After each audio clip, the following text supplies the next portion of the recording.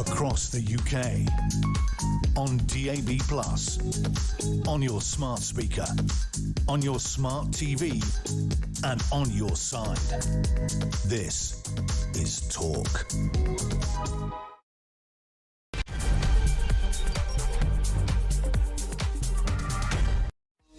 Hello and good morning to you. Happy Halloween if you're that way inclined. I must admit I'm not.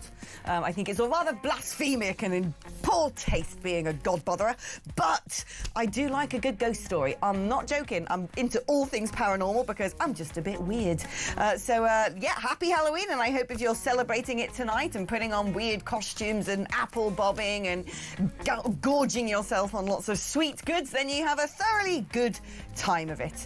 And it's great to be back. I was away last week. I was doing some wonderful travels in exotic parts of the world, but it's lovely to be back in, well, miserable grey old Britain, back to the horror stories. And I'm not talking about the supernatural kind. I'm talking about the kind being levelled against us by our own government, by and large. The frights, really, all the horrible things that are, coming out from underneath that trapdoor.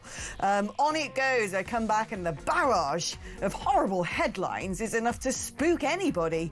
Turns out, though, that the artist formerly known as Prince Andrew, well, he's now a ghost of royal families past, isn't he? Which big mansion is he going to be rattling around in Norfolk? Are they going to throw him in the dungeons so he can strain at the chains down there? Not really a good day for him. I do feel for his daughters, I must admit, because, imagine that's your dad. That's your dad. So do spare a thought for them today. And Rachel Reeves, what is it? What is it with this Labour government, right?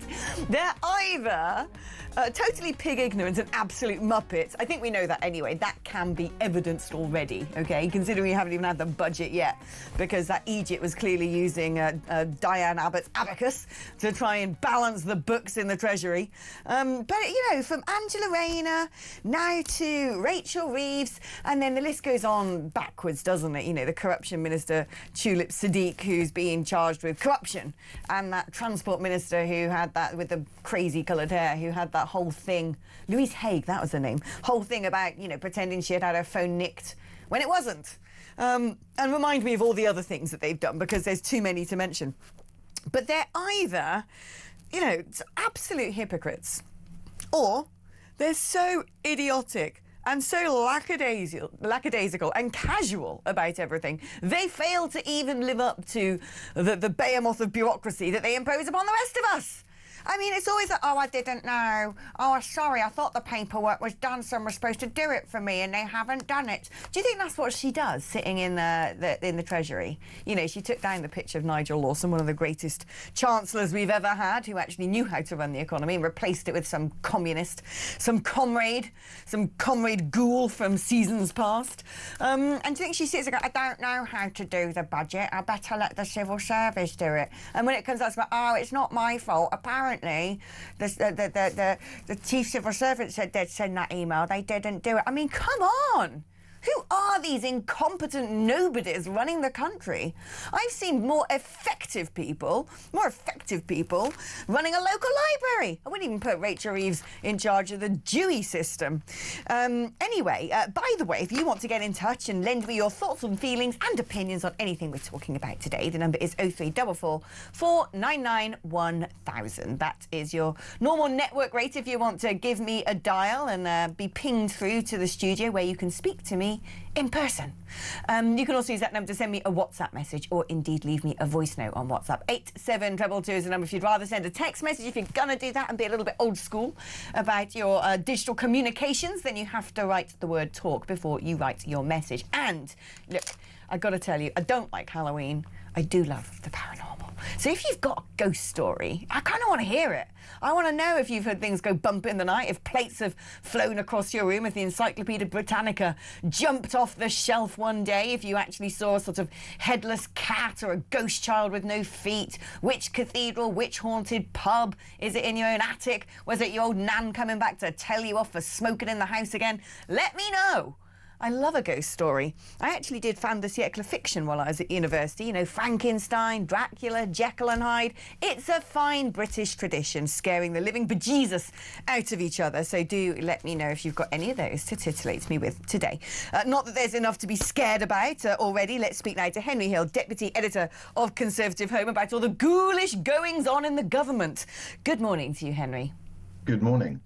Now, Rachel Reeves, I mean, on the surface of it, it's just a rubbish story, isn't it? I mean, she doesn't know what's going on in her world. She's let out her house when she moved to number 11. Her husband was supposed to be taking care of business, and then an estate agent. I mean, let's be fair, most estate agents are utterly useless.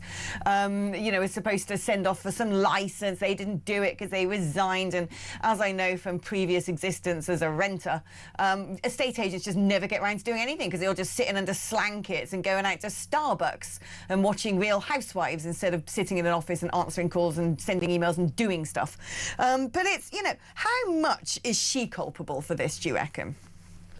Well, I mean, it depends on which version of the story ends up being true, because originally she told the Prime Minister and the independent ethics advisor that she and her husband didn't know that they needed to have this license. Then it turns out that actually they did, but apparently it was her husband who had asked for it and it was the estate agents who hadn't applied for it. And then I saw yesterday that there was a tweet, because there's always a tweet these days, in which she had welcomed on Twitter the extension of this licensing regime to the bit of her city where that she represents, and was defending the whole decision to have a licensing regime as a way of cracking down on rogue landlords. Like, look, do I think necessarily that Rachel Reeves deliberately set out to break the rules and save a bit of cash? No, if for no other reason than the risk reward calculation, if you're a senior politician for doing something like this, is just wildly out of whack. But it's a fine example, if nothing else, of the way that all of these little regulations that they bring in, that politicians love to bring in, and whenever someone's caught breaking them, it's always the politicians who are first up on the soapbox saying, well, you know, it's somebody's responsibility to check the rules. It's an amazing example of how they trip people up, right? Because frankly, we have a housing crisis. If Rachel Reeves has moved out of a property because she's obviously moved into number 11 or wherever, it's good that it's on the market. It's good that there are people who are able to live in it. But maybe when she's squeezing landlords until the pips squeak, when she's part of a government that's bringing in things like the Renters Reform Bill, which is proposing to make life even more difficult, maybe next time she's doing something like that, she'll remember this and think, you know what, I was caught out. I was not doing anything particularly wrong. Maybe I should ease up. But of course, will that actually happen? No. It's always embarrassing when politicians get caught, but fundamentally, they're always very happy for the rest of us to get caught out by this. I know, that is the thing. That is the real hypocrisy at the heart of this, that it's a Labour council, and it's all Labour councils who like to bring in these licences because they love a bit of bureaucracy. They like making extra coinage on the side with paperwork. But what really strikes me at the heart of all of this is this woman is in charge of a multi-billion-pound budget at a time when our economy couldn't be even more in the doldrums, right? She's got to make everything add up. She's got to probably cut red tape to try and inspire some growth, not that she knows what cutting red tape looks like. She's got to somehow bring down the national debt. She's got to make sure that we're not going over to the IMF and knocking on their door and going, oh, yeah, can we have a giant charity check? Oh, that's right. You can't actually summon the right amount of money to even begin to plug the massive hole that we have in our particular ledger. And yet she can't even manage the paperwork of her own estate, which is one house. It's one house. How the hell is she supposed to be running a country when she can't even have basic oversight of her own affairs? I mean, look, I've just gone through the process of buying a house, and you've got a checklist and you make sure things are done. And by and large, if things hadn't been done, I'd be the person chasing them up saying, do you think they need to be done? What happens next? I'm a busy woman. Right? I've got a lot to do. I don't have PAs and assistants and SPADs and all the other things that she has access to. I just think it's, you know, constantly what we see from this government is sheer incompetence. They're just utterly useless. They're moronic. Look, politically, in terms of the political damage of the story, you're entirely correct. I mean, there are obviously rules about using SPADs and things for running your personal affairs, but also she delegated that to someone else. There's two of them, remember? Even if she is very, very busy running the country, I think between two fully functioning adults, you can broadly be expected to keep on top of this kind of thing most of the time. Although they're but for the grace of God go I suppose. It's also never good. It's never good for politicians to be involved in this kind of story because the absolute last thing you want is to be reminding the great mass of the nation, which is obviously in the middle of a cost of living crisis and a very long economic slump and struggling to make ends meet, that you happen to own multiple houses, right? That's the reason that stories like this are so dangerous. It's the reason that they were so dangerous for Angela Rayner. I mean, and there are briefs where it matters more than others. Rayner was in the housing portfolio, which is obviously not a really bad one. And Rachel Reeves is similarly in a really sensitive brief because as Chancellor, she is the first line of attack and defence for the government's entire economic agenda, right? It is going to be her that has to stand up when she delivers the budget, and it's almost certainly going to be an extremely painful budget, and has to say, this is why I'm raising your taxes. Right? Yeah. This is why I'm not cutting your taxes. This is why I'm taking more money from you. This is why I'm making all of these decisions which are going to have a big impact on your life and potentially leave you with less money in your pocket at the end of the month. And the last thing you want, if you're the government, is for that politician, of all politicians, to have been caught just a couple of months before, apparently saving money that they shouldn't have saved, that they were only in a position to do in the first place because they happened to be lucky enough to have a spare home. Yeah, I know. That they're able to let out, right? So even if it was an innocent mistake, and I don't dispute that it could be, right? I've got no window into Rachel Reeves' soul or anything like that. Even if it was an innocent mistake, one, as you say, it contributes to a narrative of incompetence, but two, you just don't want your Chancellor of all people, you don't want your Chancellor of the Exchequer to be reminding everybody else that actually she's fairly privileged and well off before she comes along and makes them worse off with higher taxes. Oh, no, indeed. They seem to be able to, rub together a few coins, don't they, in the Labour Party? And you kind of think, how? Because most of them have never actually had a job before they got into politics. And politics, in theory, is not supposed to pay you that well. Let's talk now about good old non-Prince Andrew. Andrew Mountbatten Windsor, finally stripped of his royal titles. He's going to be booted out of Royal Lodge to go rattle around in the royal estate over in the east of the country. I mean, I suppose the big question with this one is why didn't they do something sooner? What I understand is King Charles said he didn't want to be rushed, he wanted to be right about all of this. But we knew for a long time, it's been about 15 years this has been going on, and we've known that whatever he said, at the very least, he continued to cavort and have companionship with a convicted paedophile. At the very least, that is, probably enough for me to say off with his head. Well, I mean, I was going to say he is very lucky, of course, that he has fallen out of the king's favour in this day and age, rather than the day and age when the consequences were getting your head chopped off. I suppose from the monarchy's perspective, look, I mean, every organisation that ends up in this kind of hole, normally from some kind of PR management spiral where they've tried to shut down a story and ended up in a far worse position. The monarchy is fundamentally not different to any other organisation in that regard. I don't know if you during the post office crisis when I was sat there, jaw on the floor, being like, how on earth did the post office get this deep into what it was doing rather than just sort of copping to it and moving on? And I think that there is that kind of problem.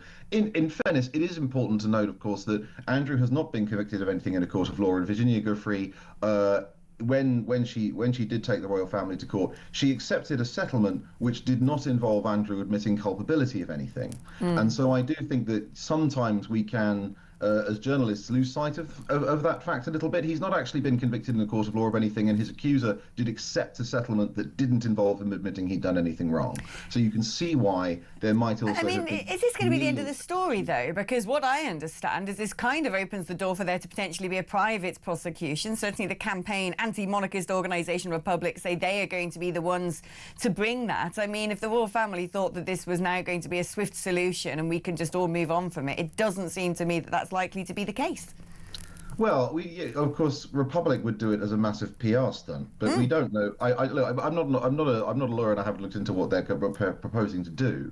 But Effectively, the Republic, I think last night, yesterday, the leader of Republic was demanding that the king agree to a criminal investigation, which is not how criminal investigations actually work. I mean, shockingly, the police don't actually need your permission to go and conduct a criminal investigation into your affairs if they think that one's necessary. It would be a very funny justice system if they did. But I mean, a private prosecution for what? Again, I think the thing that spikes the guns on that a little bit is that there was one with Virginia Giuffre, and there was a settlement. It's not as if this hasn't been looked into. So, will this staunch the bleeding from a public relations perspective? It will certainly help. I mean, there is the slightly awkward fact, of course, that Andrew is not a commoner, because English law has three categories. It has the king, nobility, and commoners. And stripping somebody of titles, the king can do, but stripping them of noble status actually requires an act of parliament. And I don't know if Sir Keir Starmer is going to spend his time bringing forward that particular act of parliament when he's got so much on his plate, but Andrew is still technically nobility. It's actually David Lammy, isn't it? I think it's David Lammy who's in charge of the list of peers or something or the other. I'd imagine he wouldn't mind sinking his teeth into something like that. But I don't think this solves the problem at all. We all sort of, have our attitudes and opinions about Andrew. We know what went on. That's not suddenly erased from history. We're not going to suddenly forget. And it's an unfortunate stain on the royal family, but at the same time, I don't think it necessarily has as terrible an impact on them as some people may worry. Before I let you go, Henry, have you got a ghost story? Have you ever seen a ghoul? I don't know if I've ever seen a ghoul, but I share your absolute love of the genre. And to anyone who really loves these things, the M.R. James, the classic titan of Victorian ghost stories, and there's a few, if you have Audible or the audiobook service, there's a few of those that were released a couple of years ago, read by David Suchet, and they're my absolute favorite Christmas tradition. They're absolutely brilliantly done. So I don't know if I've seen one myself, probably lucky me, but for anyone who loves a good ghost story, M.R. James, and especially some of the audio on M.R. James, is where I go for it at Christmas. Amazing. I love it. I'm going to dig into that because I love a good ghost story. Henry, thank you ever so much. And if you're interested, folks, have I ever seen a ghost? I must admit, when I looked in the mirror this morning, I thought that there was a ghoul staring back at me. That was before, of course, the cement mixer got churning up and I put all my slap on, my wall paint, and began to look like a human again.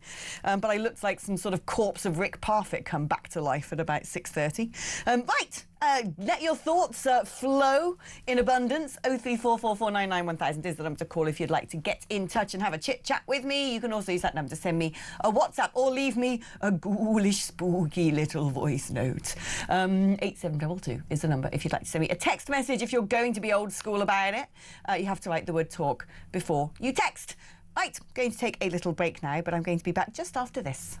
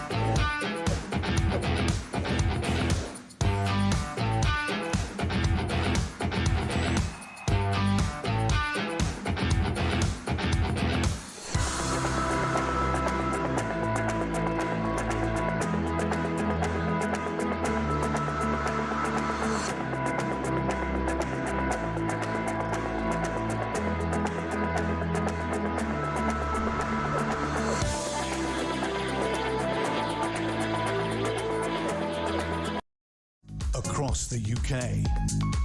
On DAB+, on your smart speaker, on your smart TV, and on your side. This is Talk. Hello, welcome back to the show. Now, I've been informed by the brilliant Sam, who's sitting behind the glass in the gallery there, pressing buttons and doing things that I don't understand. Never let me be in charge of a fader, is all I'd say. He tells me we've got a very exciting, interesting, titillating voice note to engage with. So hit it, Sam. Oh, the grand old Duke of York. He had 12 million quid. He gave it to someone he didn't know for something he never did. Oi! Oi! I loved the oi at the end. That was the best bit. Actually, that was well put together. Grand old Duke of York, of course, no longer called that. No longer called Prince, although he's not that sort of, 4'8" midget in the high heels with a very high-pitched voice. No, gone. Apparently there's something of Inverness as well, and something of some. Why do they need so many titles? Like, just be Prince something. Why do you need all the other ones? Downflow. But he's lost them all. Anyway, it's gone. It's over. So there you are. Bye-bye. Ta-ta for now. Go and enjoy your life rattling around Norfolk. Anyway, while I was away, there was a pretty explosive call to this station. This station has a bit of a reputation for getting people opening up about their experiences. I've certainly had a few in my life while I've been working here, where I've heard people's own testimonies about what their lived experience, to coin a left-wing term, is of the country in which we live. And this one went viral. I was going to say for all the right reasons, but in many respects for all of the wrong reasons, because it just goes to show quite the state of the nation. Let's have a listen. I live in the borough right next to Hillingdon. Yep. And I moved into my house in 2019. My local shop, there's been 3 stabbings, 1 murder since then. Wow. My friend was murdered last year up on the high street. Girl I know was murdered in Southall Park. The government are failing us. I'm so scared for my children. I have a 22-year-old son, and I'm begging him to move out of the country. Oh my goodness, I feel for you. What are these politicians doing to us? They're putting our children in so much danger. They're putting everyone in danger, and they're not doing nothing to help us. British people never vote against their government. Yeah. They're going to push us through it because they're not listening to us. Our friends, our family are dying. I had a cousin murdered 20 years ago who was stabbed to death, and nothing's changed, Julia. Keir Starmer, if you're listening to this, please do something. I'm petrified. I've never broken the law in my life. I've been a law-abiding citizen. I've been a civil servant. Please do something. It's us that are dying on the streets. You talk about being racist. We're not racist. My sister's mixed race. I was a white child brought up in a mixed race family. Nothing to do with race. Exactly. To do with our safety. A very impassioned call there, and you can understand why. For those of us who lived or have lived in multicultural areas, poor areas, big cities, condensed urban populations, then we're used to the spiralling levels of crime. I've certainly, before I moved out of London, for this very reason, I had suffered myself multiple phone thefts, being followed down the street, leered at, sexual harassment, that feeling that you're just on edge all the time. Julia's written an amazing piece today in The Sun. It is very worthwhile you reading it. Asking how many more crimes by migrants will it take before Starmer does whatever is necessary to end this horror show. Now, the thing is this. There's one thing about doing whatever's necessary to end it. I must admit, I'm very pessimistic. I think the problem's now baked in. It's endemic. There are too many people who have come from countries and cultures, and even come from our own country, who've then adopted countries, other cultures, which just don't chime in with our Western values. We know that organised crime is dominated by foreign gangs. Dominated! The idea that we live in the era of Peaky Blinders and there's a load of men with bummy accents in flat caps running around, running the illicit drugs rings and, bearing arms and all that. It's for the birds. It's Albanians. You just look on the organised crime index and you can see that most of the underground drugs trade, people trafficking, arms trafficking, the lot of it is being run by Albanians. And that's nothing against Albanians. There are plenty of Albanians who don't partake in crime. But when you know you have a problem with particularly one country, why don't you just say, right, anyone from this country for now is not allowed to come in until your country sorts this out? That's what Trump would do, isn't it? That's what he would do. You look at Belgium. That's a narco state right now. There are judges in Belgium in hiding because it's like The Wire. It's gone like Baltimore because the big cartels, again, dominated by foreign gangs, bringing in arms and trafficking people and drugs and all the rest of it through Antwerp and beyond, are now threatening the lives of people in the judicial system if they're brought to trial. They're terrified. Don't get me started on the issue with what's called the Loverboy crisis over there. Oh, yeah, we've got our rape gangs. We've got our sex crimes, most of which it seems to be a disproportionate per capita ratio, are committed by men who have deeply barbaric misogynistic values in the countries where they're from. Snatching a woman up on the street, whatever her age, because she happens to be out by herself is perfectly acceptable. Do you know how many men are now getting on planes over to Iraq to go and marry a 9-year-old? That's right.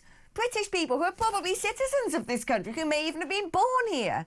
We've adopted a whole load of unpleasantries that have no place in British society. And the facts speak for themselves, don't they? You can look at crime statistics by nationality. You can look at sex crime statistics by nationality. You can go on the Organised Crime Index and see which particular nations are in charge of running all the cartels and perpetrating fear and terror on our streets. You can see it with your own eyes. You just have to open the newspaper, whatever country in Europe, horror story after horror story. This one is particularly ghoulish. In Hamburg, in Germany, a young woman kidnapped, used as a sex slave by an Afghan man and his three friends. He forced her to have his name tattooed, massive letters across her stomach. That's recently been in court. Absolutely vile. But this is going. We know that Sadiq Khan has been covering up rape gangs in London. Of course there are rape gangs in London. If it's happening in all these other parts of the country where you've got particular communities committing particular crimes, well, guess what? They're in London as well. I've seen enough. It's become normalised now, naturalised almost, to be looking on social media and just see here's some footage from Hillingdon at 2 p.m. yesterday, a load of masked people in sort of, balaclavas and dark clobber, wielding machetes and zombie knives, stabbing each other up. And what is this government doing? What is it that they are doing? Well, they can't deal with that. Unfortunately, a lot of those people seem to be born, bred and baked in right now, especially in our capital city in places like Manchester and Birmingham, which actually have higher crime rates in the West than some of the most dangerous cities in America. That's right, Birmingham and Manchester, worse than London. You're safe off going to Chicago, and Donald Trump's brought in the heavy hitters of law enforcement and the army to deal with the stuff over there, not here. But what's worse is we're not even dealing with the situation as it is now. We're not even trying to sort out the status quo. We're importing more of it. Oh, we're bringing in more Afghans. That's right, after the data leak, 23,000 can come in and any member of their family up to 100.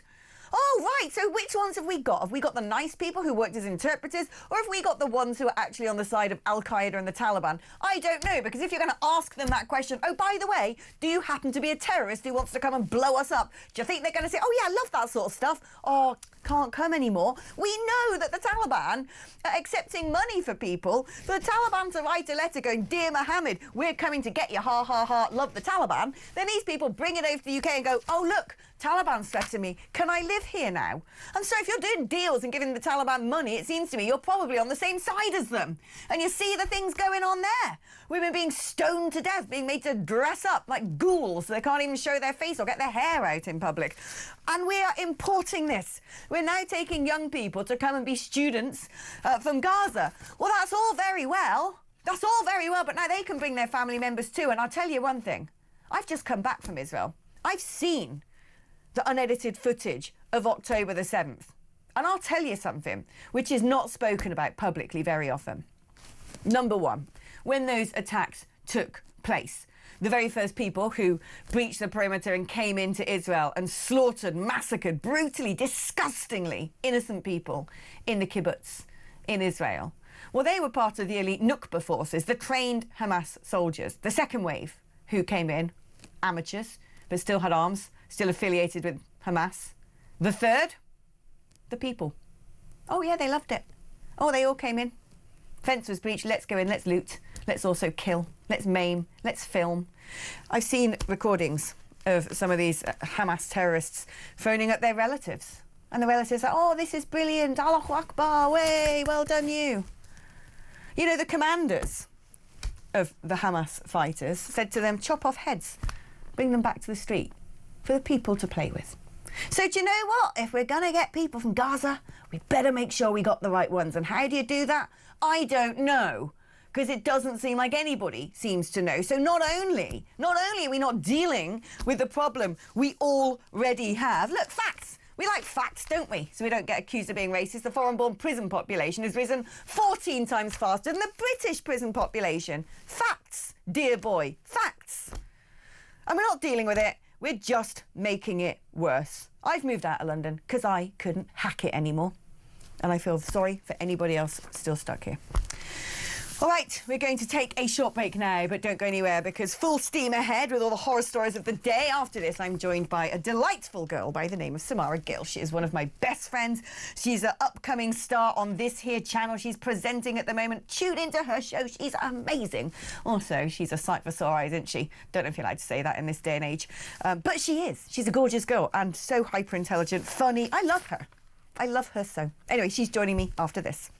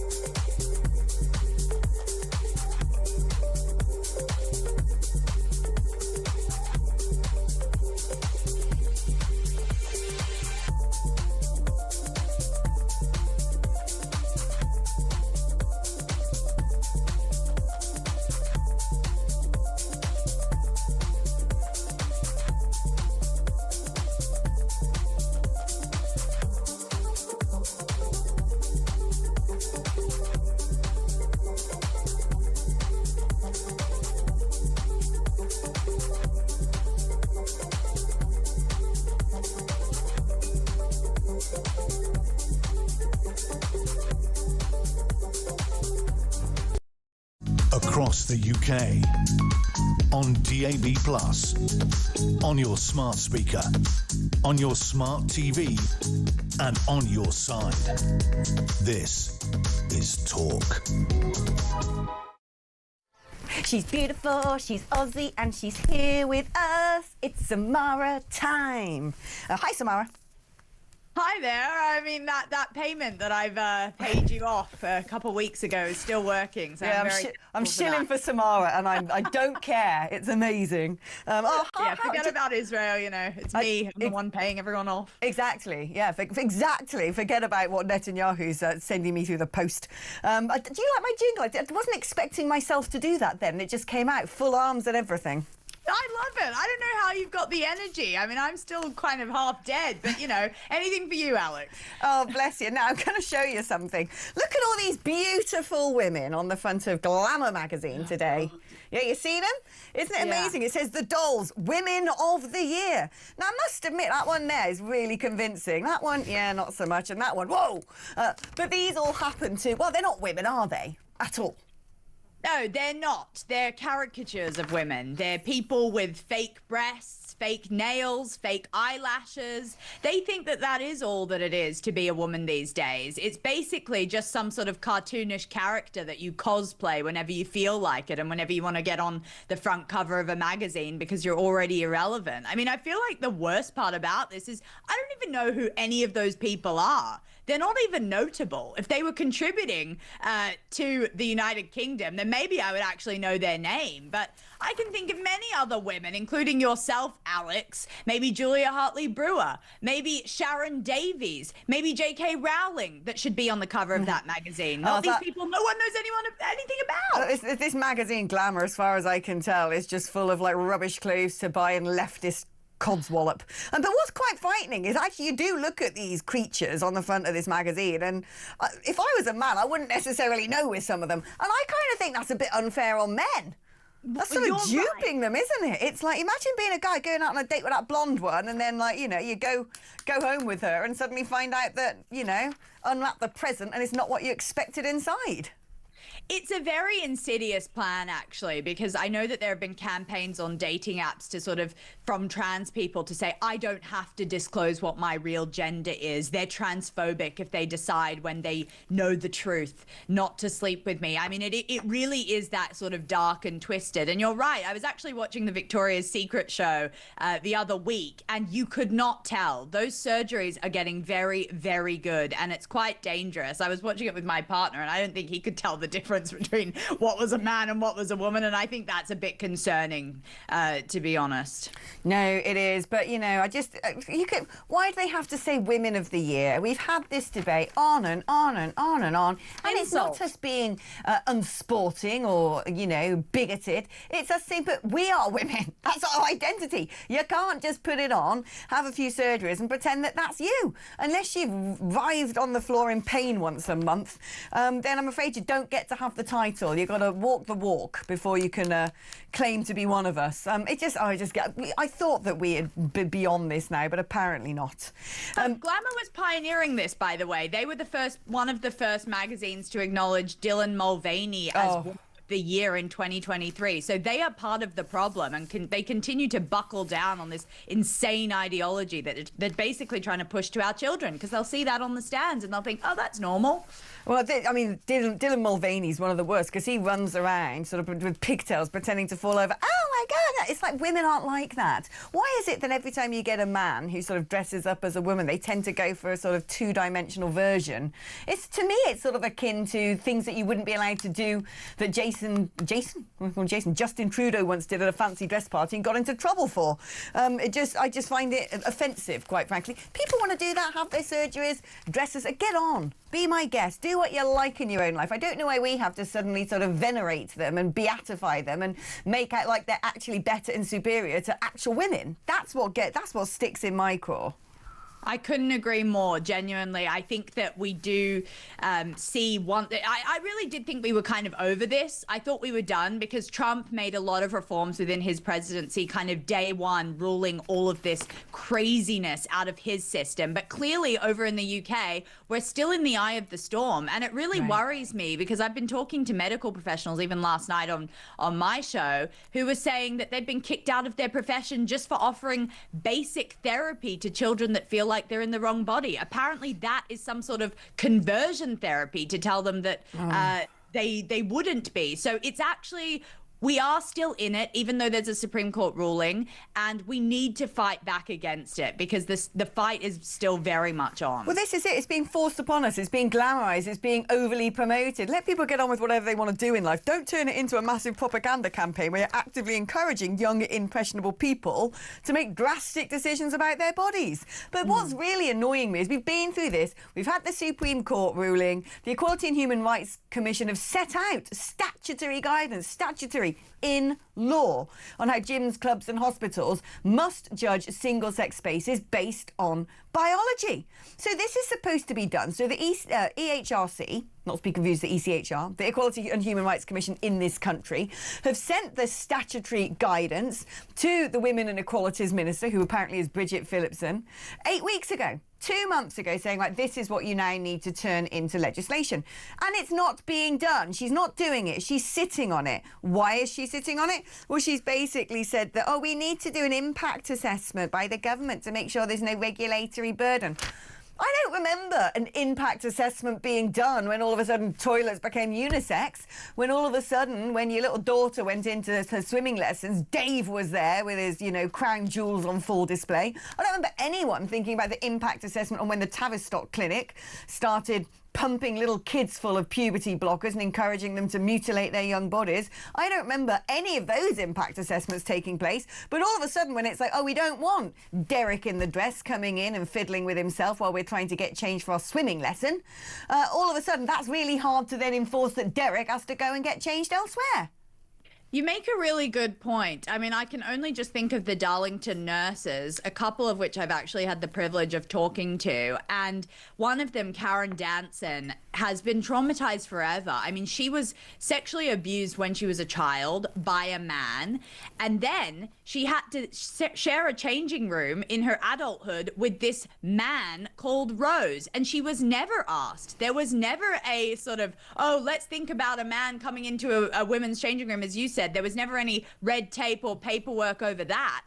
So she then got re-traumatized and had to share the changing room with Rose. And the Darlington nurses, they rose up, but they were completely vilified for their stance at the time. And they had to use a disused office that was basically the size of a broom closet to change, while Rose, this man, got the big changing room. And the news that has been coming out within that tribunal that's been taking place is absolutely insane. Rose was trying to impregnate a woman at the time. So it shows just how, I mean, there are photos that have also come out about this person, and he wasn't even trying to make an effort to identify as a woman. He wasn't going into sort of fake nails, plastic boobs type of situation. Well, he just turned up to work and went, I'm Rose, and demanded to be in the changing room. Precisely. Yeah, exactly. And this poor Karen woman, she hasn't been able to even go to work. She's had to seek multiple levels of counseling because he was there. He was being very provocative within the change room, and no one was doing anything about it. And even with the Supreme Court ruling, she still doesn't have her rights back. It's ridiculous, Alex. What I really don't understand in all of this is, why is the onus always on women? You've got to accommodate these people. Don't worry about your safety. Don't worry about your integrity. Don't worry about the way, you know, your pride or your feeling of comfort and security. You've got to accept this person in your most intimate space. The argument isn't that, now listen, men, because Derek over here now wants to be called Rose, be nice to him because he's still a man. They're not being told that, are they? They're not being said, oh, you can't bully him because now he wears a tutu. It's just, honestly, it's always on us. Let's talk. The shoe's never on the other foot. Right. It's never on the other foot, even with sports. Why are there no women trying to get into men's sports? Just think about that for a second. I can't think of a case where that's happened. Well, they'd be pulverised, that's why. Let's talk now about Christmas. And Christmas presents and all the lovely things we're going to buy for one another, because it's only 8 weeks to go, apparently. It doesn't feel like it. Normally by this point you're already hearing the pogues and having lights everywhere. We seem to have been, we're dragging our heels this year, aren't we? Probably can't afford to put up the Christmas lights with the energy bills. Thanks, Rachel. But for those people who do have cash money, they might be thinking of buying some as-ever stuff, some merch from Meghan. I'm looking at her holiday collection, as she calls it, and apparently she's just been ripping off the King, because the King for a long time has had his Duchy Organics and the Highgrove estate. near where I'm setting up residence, where he sells all sorts of lovely produce at normal priced, tags. He's got sort of some honey there for a tenner coming from the Royal Gardens. He's got a load of wildflowers there, apparently. He loves a bit of a wildflower meadow. He's got some champagne, £42.50. That seems fairly reasonable.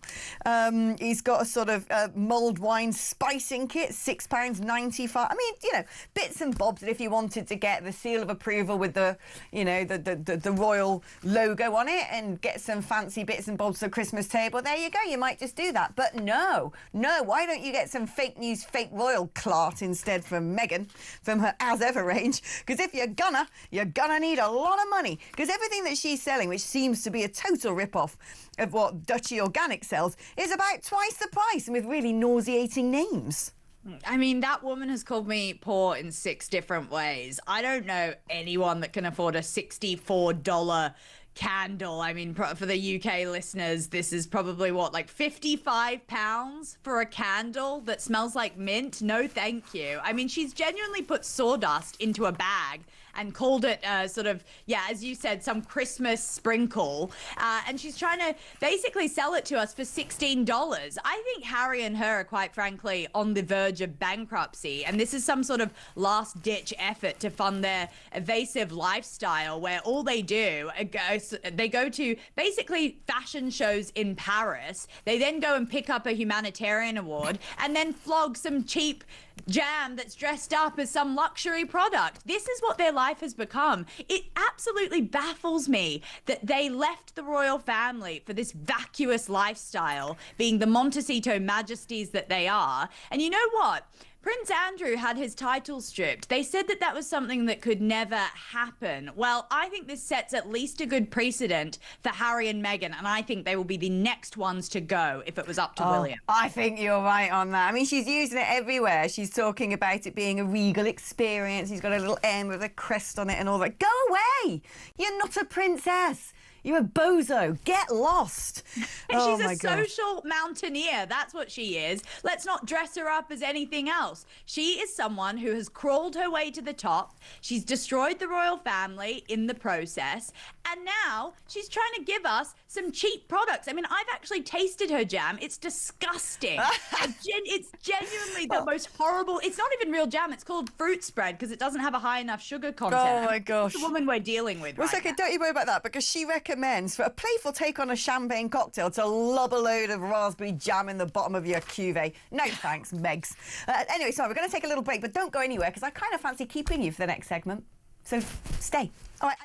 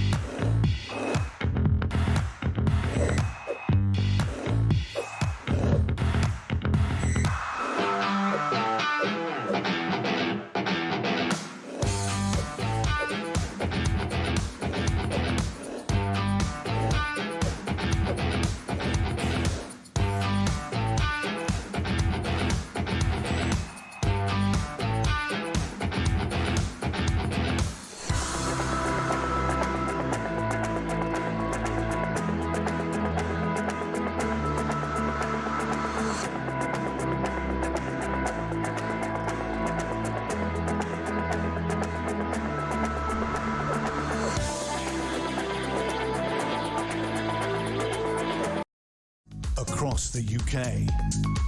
On DAB+, on your smart speaker, on your smart TV, and on your side.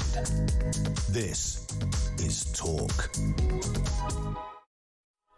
Now, if you go lurking around a certain part of London's West End today, you might see people digging up the ground. I'm not talking about archaeologists trying to find the odd Roman coin. And I'm not even talking about grave diggers coming to ply their trade during Halloween. I'm talking about phone swipers. That's right, because apparently there's this golden window. If you've nicked a phone, then the police will come after you. Well, do they? That seems a bit of a lie. But potentially they might come after you and you don't want to be caught with your swag on you. And so phone thieves in London, just meet us in Charing Cross Road and behind the theatre, are digging up the ground, putting their mobile phones in there and then coming back a couple of hours later to dig them back up where they can then take them off to be sold. I mean, you've got to praise their ingenuity on some level, Samara, but surely, actually, if this is now known about, you just put a cop with surveillance on that site and you could snatch up a load of the offenders.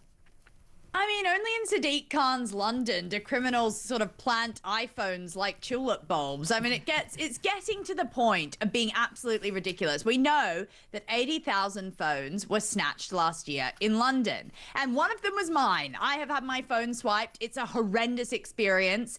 Thank God, as the police said to me, oh, thank God they didn't come at you with a knife as well. Hey, oh, thank you. Great. Yay, I didn't almost get stabbed, but I did get my phone stolen. Oh, but you have also almost been stabbed. Yes, there was that. I did get chased with a knife. I mean, I don't live in the worst area, so I am just wondering what's going on in other parts of London. Right. Sadiq Khan has presided over the absolute destruction of this city, and I will never forgive him for it. There is crime rampant on the streets everywhere. And the issue is, when you start to let people get away with iPhone theft, then that's a gateway to all these other crimes. It is actually a much bigger sort of system that they have to dismantle. But because he's such a soft-touch liberal, he doesn't want to do anything about it. Oh, do you think he's a soft-touch liberal? I think he's a steely, conniving, calculating illiberal, frankly. I think he's someone who likes to shut down debates, conversations, reign over London with an iron fist, push problems under the carpet, especially if it's to bow down at the altar of multiculturalism. But, I mean, it's absolutely... You're right. I mean, I've had... I've been attacked for someone trying to get my phone on a couple of occasions. Both times they actually didn't manage to. They picked the wrong woman. They picked the wrong woman. I was grabbing onto that thing with the claw of death. But also I've been followed around by men. I was talking about this. I've just been in Israel. And amazingly, right, a lot of people over in Israel are really worried about the UK. They're like, are you okay? You guys, you seem like you've got a lot of problems on your streets. You seem to have a lot of extremists living in your country. And I'm like, my gosh. When Israel Jews feel safer over there. Jews do feel safer over there. Much safer than here. You don't mess about over in Israel. And most people actually, this is the strange thing when people go, oh, genocide, apartheid state. It's actually a very well functioning multicultural society. If you go to somewhere like Jerusalem, it's sort of, you know, everyone just rubs shoulders with everybody and all buy into the concept of Israel. It's only over in the West that we seem to think we can manage to sort of import a load of people from cultures where life doesn't have as high a value, death is a gateway of jihadi release, that women don't have any sort of social standing or status, and it just goes on and on and on. We just keep bringing more of these people in. Yes, Khan has allowed all the communities to be very much siloed off. I mean, he keeps saying diversity is our strength, diversity is our strength. No, unity is our strength. But that's not something that he wants to stick up for. He wants a society where everyone is sectioned off into all their little groups so that he can go to their fundraisers and go and, you know, morph into one person one day and another the next and pick up votes in every one of those different kind of areas. He doesn't want us to all be united as a country. He wants us to be divided. Did you see that stuff coming out of Whitechapel? We've only got a minute to go, but did you see the videos? I know there's that mad guy from UKIP who was going to parade people through the streets of Whitechapel or Tower Hamlets or something like that, which is just ridiculously provocative. And what are you doing, son? But did you see the response of all those Muslim men coming out with their ballies on and their hoodies, shouting, "We're going to defend our area"? It's not your area. The funniest thing was one of the accounts said, one of them called out, "We're all in this together." And then one of the people in the face covering said, "No, we're not." I know, right. And And that basically signifies exactly what's going on in this country. They love the division, and it's a very dangerous path to go down. It is. It chills me to the bone, and I don't say that lightly. Samara, it's been amazing talking to you, my lovely. Isn't she? She's brilliant, Samara. She really is. There's such a brilliant find. I'm amazed Australia let her go. But we get to benefit from it. Lucky us. Right, going to take a short break now. Don't go anywhere. I'm back just after this.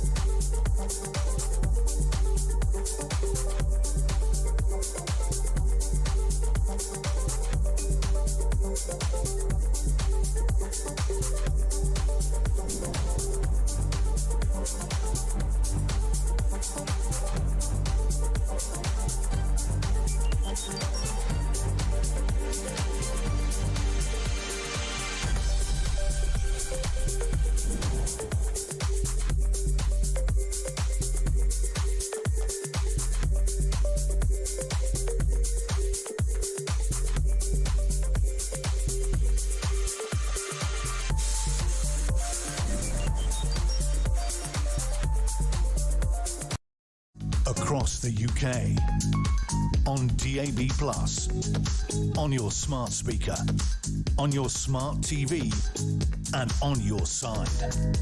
This is Talk.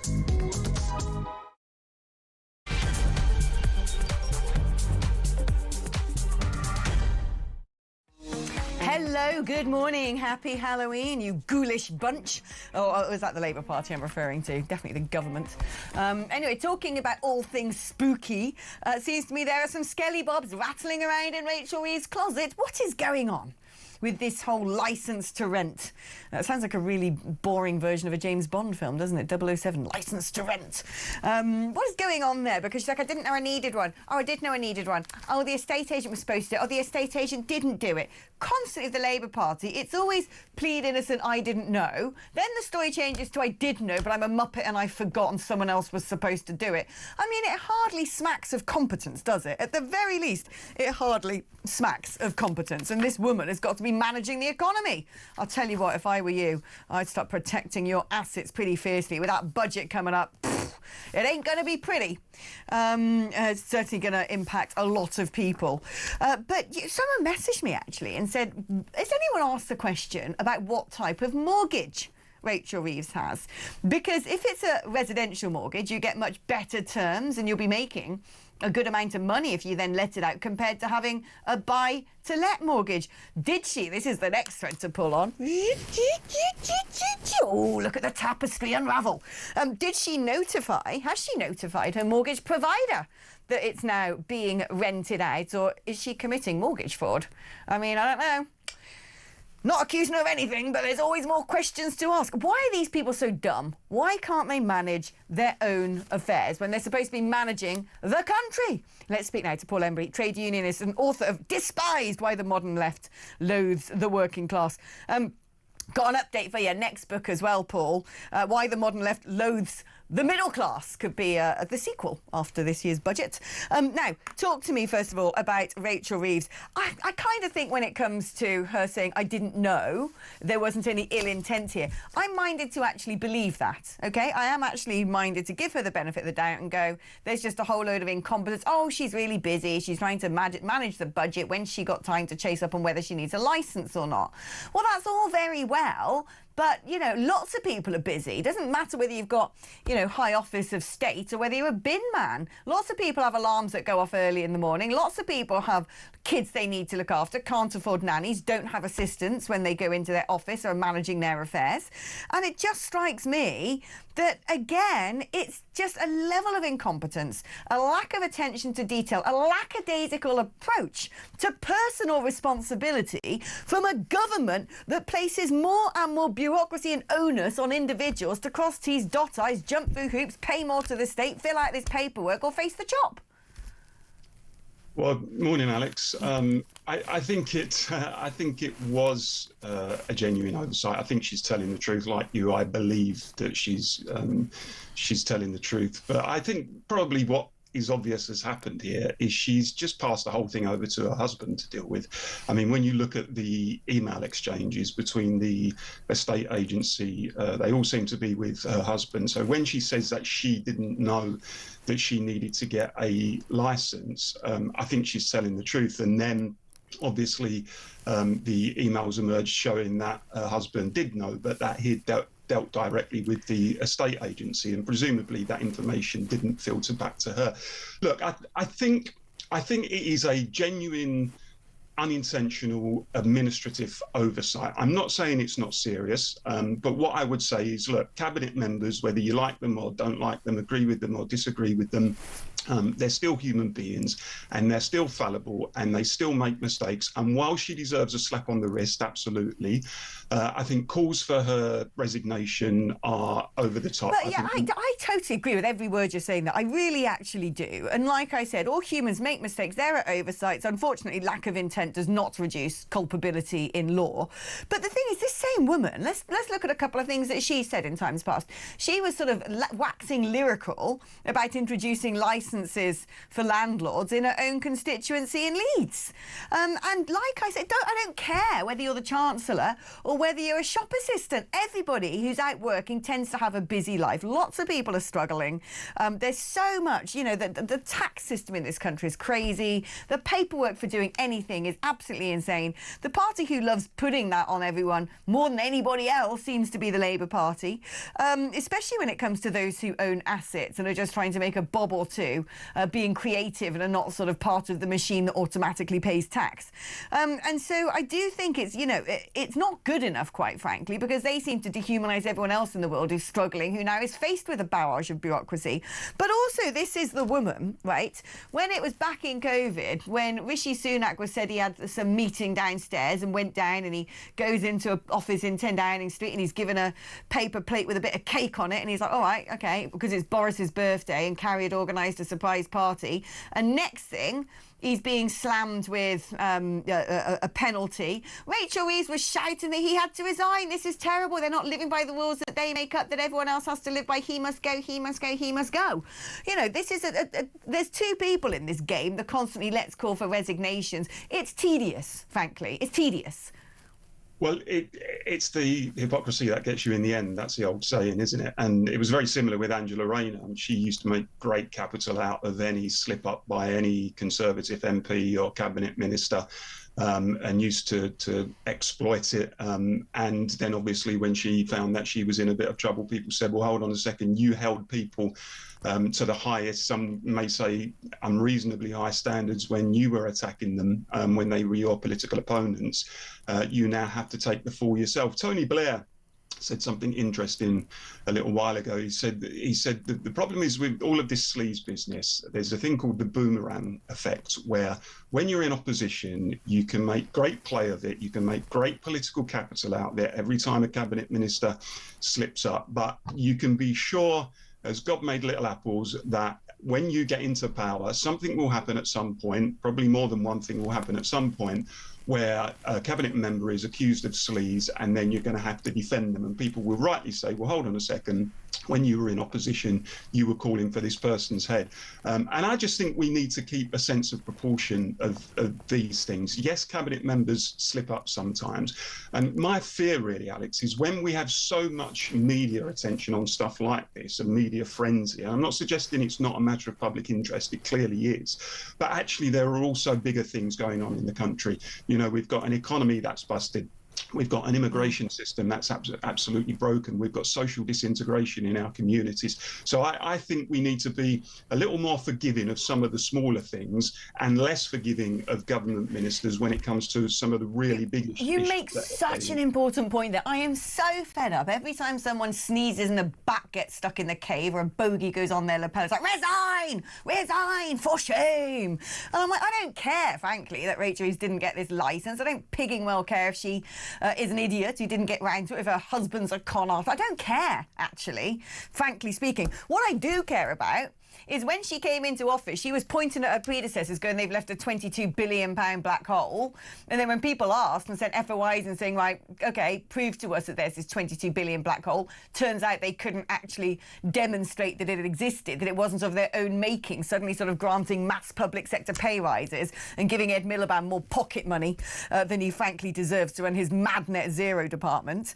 But now, ahead of the budget, we learn that it's a £50 billion black hole. So she's basically, in the space of 1 year, impoverished the country to the tune of 30 billion quid. That's almost £3 billion a month Rachel Reeves is hemorrhaging from the national coffers. That's why the woman should resign, because she can't seem to add up. Well, I mean, she said when she gave her budget last year that she was getting all of the nasty stuff out of the way there and then to you know, get it all done in one hit, you know, the nasty tasting medicine, so that after last year's budget, everything would be much more rosy in the garden. I mean, all of the suggestions are that this year's budget is going to be equally punitive to a lot of people. And there's even suggestions, Alex, that there could be an increase in income tax. Now, I have to say that I think when you go into a general election, as the Labour Party did, and you put in your manifesto, you guarantee that there will be no increases in income tax for working people, you are then on very, very shaky ground if 2 years into your term or 18 months into your term, you then start hiking income tax. And I have to say, I think it would be electoral suicide.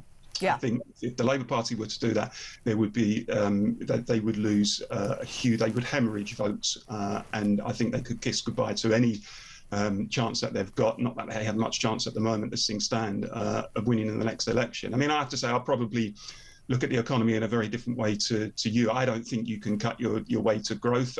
My concern is that Rachel Reeves is following too much of a George Osborne agenda in the Treasury, following Treasury orthodoxy. I think government should use its massive fiscal capacity to invest in the economy to get growth. You're only going to get growth by investing in the economy, and we can have a debate about that. But you know, simply on the point of income tax, if that goes up, Labour has got massive problems.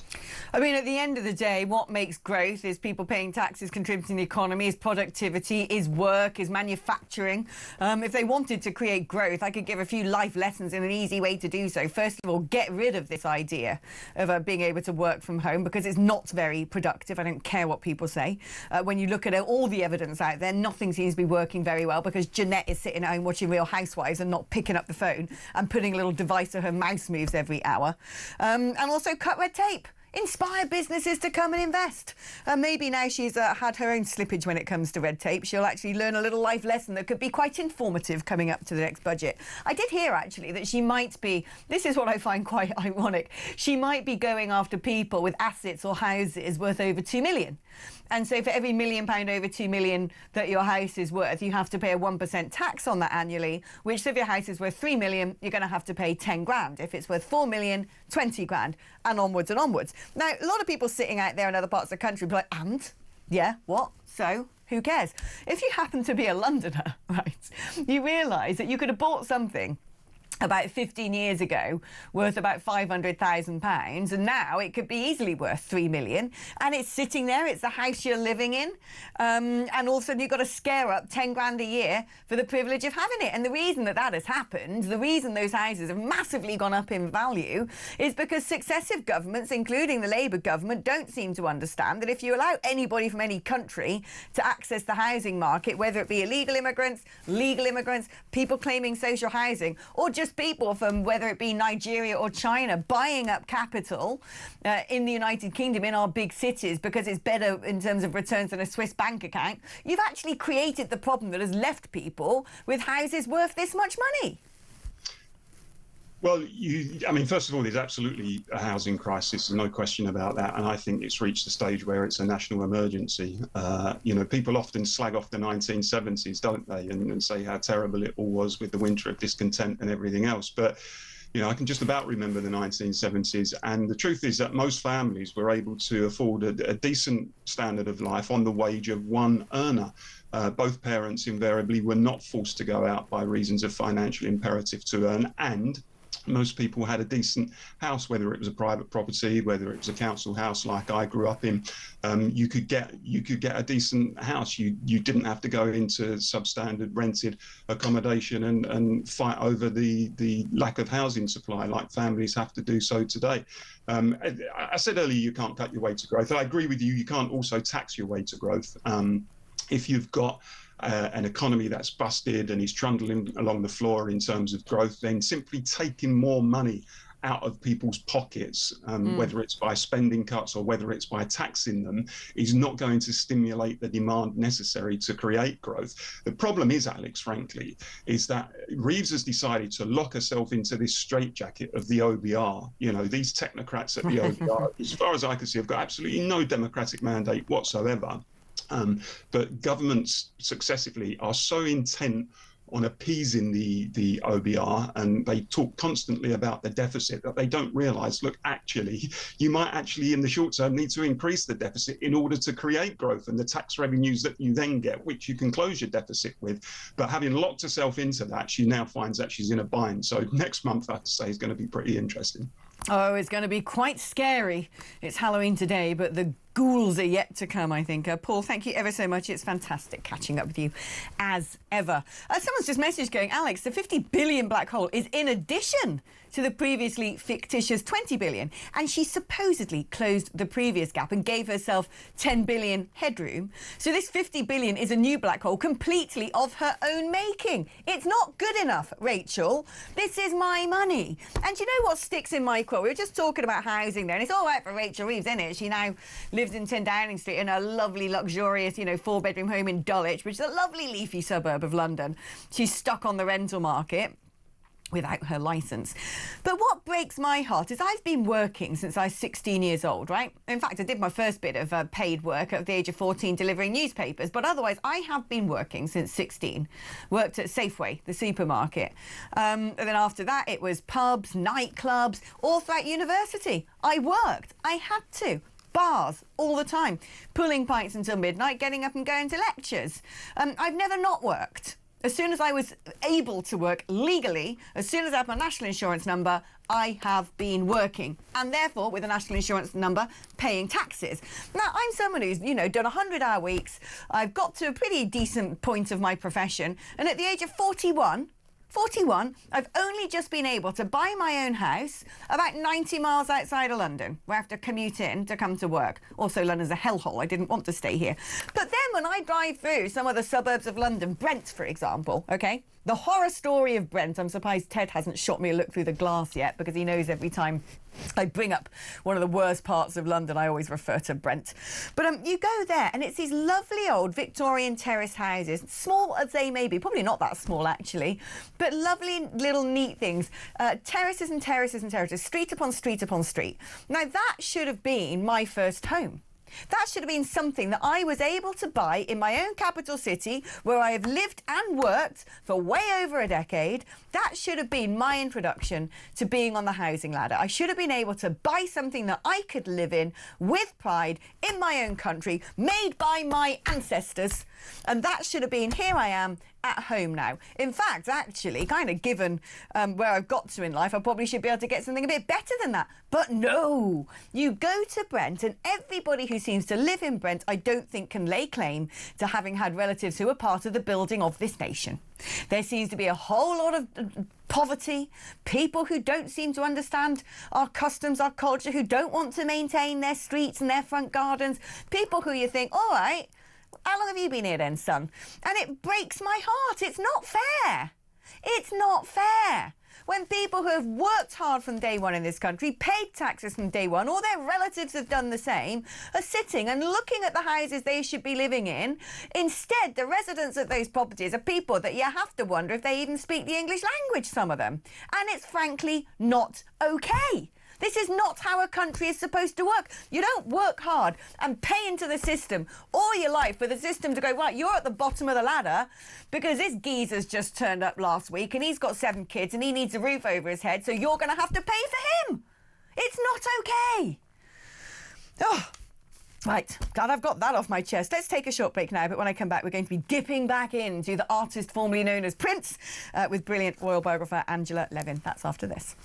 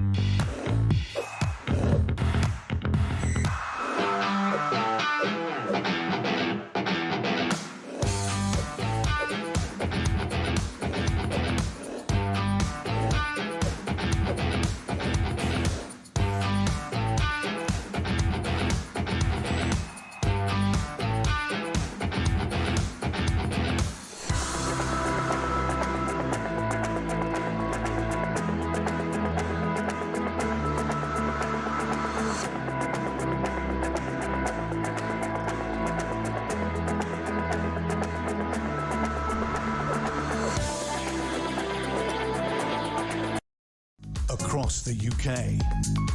On DAB+, on your smart speaker, on your smart TV, and on your side. This is Talk. Oh, well, he's finally gone. Or he's not really gone, has he? He's just no longer called a prince, and rightly so, I would say. But why did the royal family take so long to make that decision? Now, I understand fully the fact that King Charles didn't want to be rushed. He wanted to be right. This is his brother. And of course, before King Charles, it was the Queen who gave Handy Andy the 12 million to pay off Virginia Giuffre to try and get rid of this problem. In theory, we understand that he might have been her favourite son, despite his shortcomings.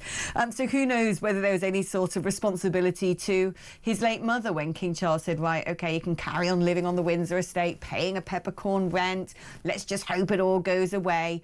But a far more assertive king, and I don't know if that's been inspired by his son William, has decided, actually, it's now unconscionable to continue to let this carry on, bleeding out. Once again, a scab is picked. First of all, it's a headline. Then it's the publishing of Virginia Giuffre's book posthumously.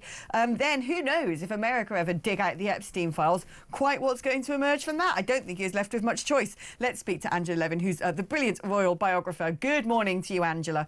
What's your take on this situation and why it's potentially taken so long for the royal family to deal with the troublesome prince? Well, I think quite a lot of what you said as well, that if it's your brother, it's jolly difficult, isn't it? And I think he didn't want to upset his late mother. I know that might sound silly, but he wouldn't want to make it very difficult for her, and she loved him so much. He knew very well that he was the favourite and Charles wasn't.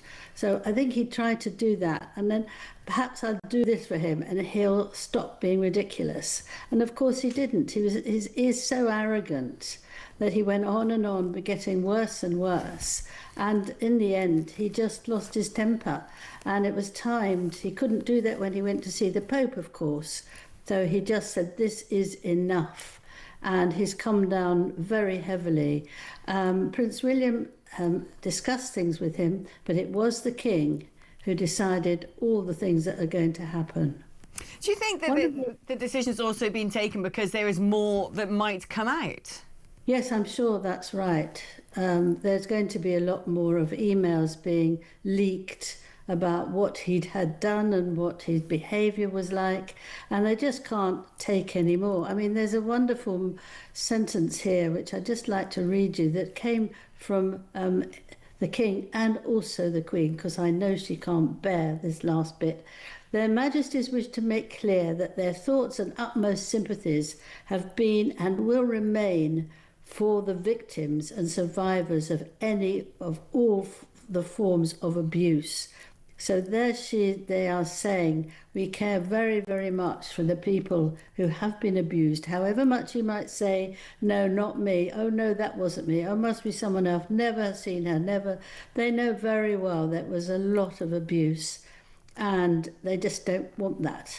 And so that's been their most important sentence, because they don't say, we hope he will learn something from this, or we're sorry that it has come to this. Nothing like that. This is what it is, mate. This is what you're going to go through, and that's it. And I think that's happened now. Maybe it should have happened before, but I think it is hard for a brother to do that to him, especially when he is a father and he's got children and all the rest of it. It's not easy. You can easily make mistakes about that, because he would never give in. He never said, oh, I'm sorry, it was my fault, or I don't mind if you move me from this place, I'll cooperate. That word I don't think is in his vocabulary. I mean, in terms of the decision made about where he now lives, my understanding is he's going to be put up in the Sandringham estate, and that it will be at His Majesty's pleasure that he will be funding wherever Andrew decides to live, because one assumes that Andrew doesn't have much of an income now. He can't lean on people like Epstein to pay him some pocket money. He was offered, wasn't he, I think, to move to the UAE and be given some sort of old palace by someone over there. But I'd assume that the royal family went, yeah, that'd be bad news, because next thing you know, you're going to have him cavorting on a yacht with a load of scantily clad women, and that will sort of, you know, make this country quite bribable, one assumes. But, well, I mean, what is he going to do now? Is he just going to rattle around in Norfolk? I don't know. I mean, he's been rattling around for a very long time now. I think that he will think about his life and try to behave a bit better. I think he will need his daughters very much to try and comfort him. I think his wife, his ex-wife, has gone completely. She's furious with him. That marriage, which they pretended was so good for such a long time, she obviously can't stand it anymore, so she's off. But she... Yeah, where's she going to go? Because, I mean, she had been living in the Windsor estate, the 30-roomed house in the Windsor estate, with him, sort of her own separate lives, and saying that we're not divorced from each other, we're divorced to each other, and they have this strong relationship, but she's not sort of considered in drawing up the plans. So what's Fergie going to do with herself? Quite not. They should not have brought her in anyway. I mean, it's 29 years since they separated. She's not a member of the royal family. She's actually encouraged him in some ways. And I think that's absolutely disgusting. She took her two children when they were 18 and 19 to have a big party after he came out of prison. Epstein came out of prison. And I mean, to take children which are just, or teenagers, which is just what he likes, is just disgusting. I can't believe that any mother would do that to her daughters. And also, she's not been very good about lots of other things either. She'll have to find somewhere. She's got two children who are millionaires, and they will have to help her. She can't do any books. The books have been held back by the publishers. These are children's books, not great books. She might want to write a book about the royal family, but I think no publisher will want to take that unless it was also about her and about Edward. And I think that's not Edward and Andrew. And I think that's quite right. She's got nothing that she can do, but she will find things because she's the sort of woman who never gives in. Yeah, I mean, you're bang on, Angela. She's got two daughters who could easily afford to build a granny annex for her, so I wish her well. Off you go. And hopefully now, when Andrew moves over to Norfolk, he's got plenty of time to rearrange his infamous teddy collection. Angela. 72 teddies. Doesn't he have to have them all in a particular place on the bed and barks instructions and gets upset if a teddy's out of place? Yes, it'll take a year or two, won't it? God. I mean, you know, if you want to look at someone who's a psychological test case, it's him, isn't it? I mean, there's something very creepy about that. Angela, thank you ever so much. Fascinating talking to you. OK, we're going to take a short break now, but don't go anywhere. When I come back, we're going to be digging into a report that from a think tank which says apparently immigration is just manufactured panic. No one's actually worried about immigration because it's not a concern at all. Pull the other one. That's coming up after this.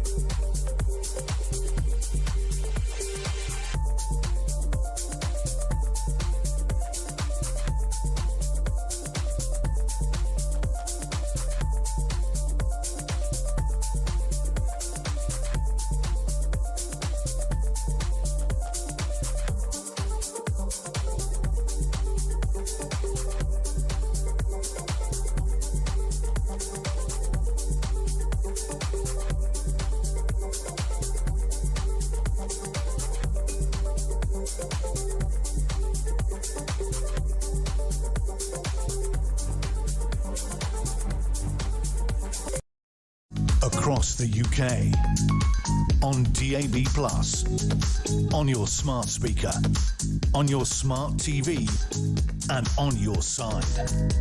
This is Talk.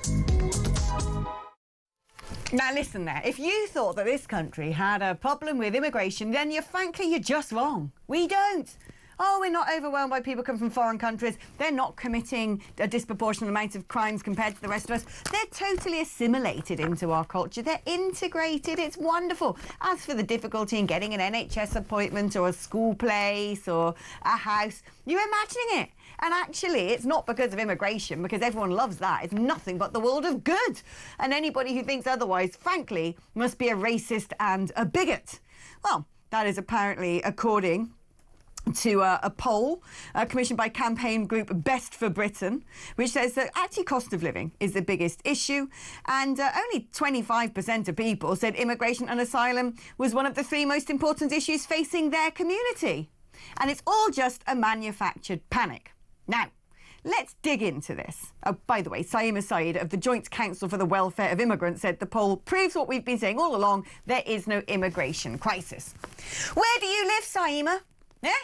Which part of the country are you in, love? Because I'll tell you what, great, 26% of people only said immigration and asylum was one of the 3 most important issues facing their community. That's already 26% of people too many. There's already a quarter of the population saying that where they live is now overrun with immigration. 1/4 of our landmass is clearly being overwhelmed by people from foreign climes. That's already 26% too many. But this is it, where they live. And this is the point, innit, Saima? Because if you were to do a poll and ask Alex Phillips, do you think immigration is a problem? I would join the 52% that said it's one of the biggest problems facing the country as a whole. If you came to me and said, all right, Alex Phillips, is immigration a problem where you live? I would say, no, it's not, which is why I went to live there. It's why I went to the beautiful rolling hills of the Cotswolds in the green and pleasant land where we should build Jerusalem one day, because it isn't a problem there. Because I don't worry about having my phone snatched. I don't worry about people leering at me or trailing me down the street. I can leave my door unlocked. It's all good. The most exotic language I hear from my neighbours is the word moo. Before they all go off for their milking. So no, it's not a problem where I live. And actually, in a lot of parts of the countryside, people have decided to live or stay where there is less of an immigration problem, less of an impact from this, because the same communities time and time and time again are the ones being battered by this bad government decision making. It's always the people who live in the poorest areas, even in London. You can go to some lovely boroughs in London like Chiswick or Richmond and be like, it's all right round here. No immigration problem to be seen if you've got enough money to be able to afford a house in the beautiful burbs of the West. But you go to other parts, you go up round Neasden, you go to Southall. Well, they probably don't think there's an immigration problem because they are all the immigrants, right? So this is the thing. It's the same people. The working class community is battered constantly. And then when they say, oh, gosh, it's changed a bit round here. I don't really like living in these. You're a racist. You're ignorant. You're gammon. You're disgusting. You're a bigot. Well, it's OK if you live in leafy Hampstead, isn't it? Because you probably don't think there's an immigration problem as you cycle on your penny farthing to go get your quinoa, your short-fringed nut job. But I dare any of those people who are banging on all the Lib Dems, the Ed Davey loving lot, and unfortunately that is basically most people where I happen to have residence. They can all have their luxury ideologies. Isn't immigration good? Let's all hug someone from Sudan and Somalia and it's beautiful and we should be letting all these people in because they're all victims. Because they ain't moving there. Because you're not having your daughter being groped by somebody, are you? Because you can live in this peaceful community where everything is so far away from you that these concerns are a dot on the horizon. And so instead of voting for actual politics, you're going to vote for a man who just clarks around on a jet ski and in Lidos, constantly on a body of water, so he can't be challenged with any serious questions. Let's speak now to Laurie Wastell, who's Associate Editor of The Daily Sceptic. I mean, I'm right, aren't I? This whole idea that it's a manufactured panic, it's not. If you live in one of those communities, whether it be in Newcastle or Sunderland or London or Birmingham or Manchester or Gloucester or Cardiff. You know, if you live in Grangetown in Cardiff, you're going to say there's an immigration problem. If you live in the sort of leafy parts of Llandaff, you'll say, no, it's absolutely fine. That is the point.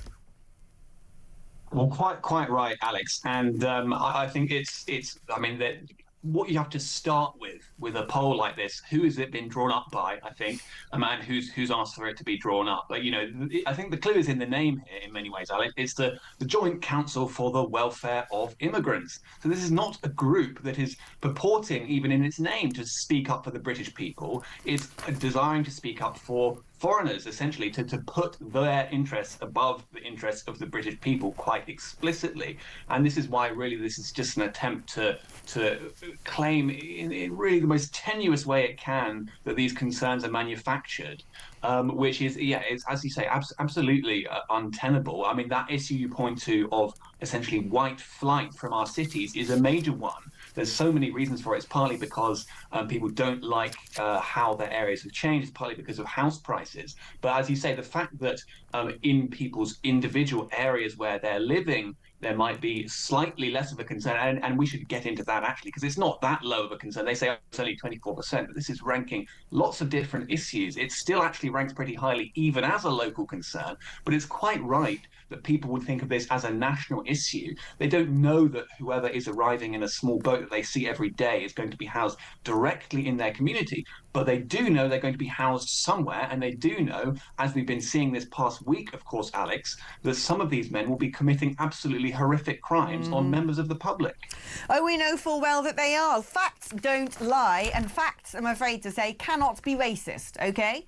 So the foreign-born prison population in the UK has risen 14 times faster than the British population. 14 times faster.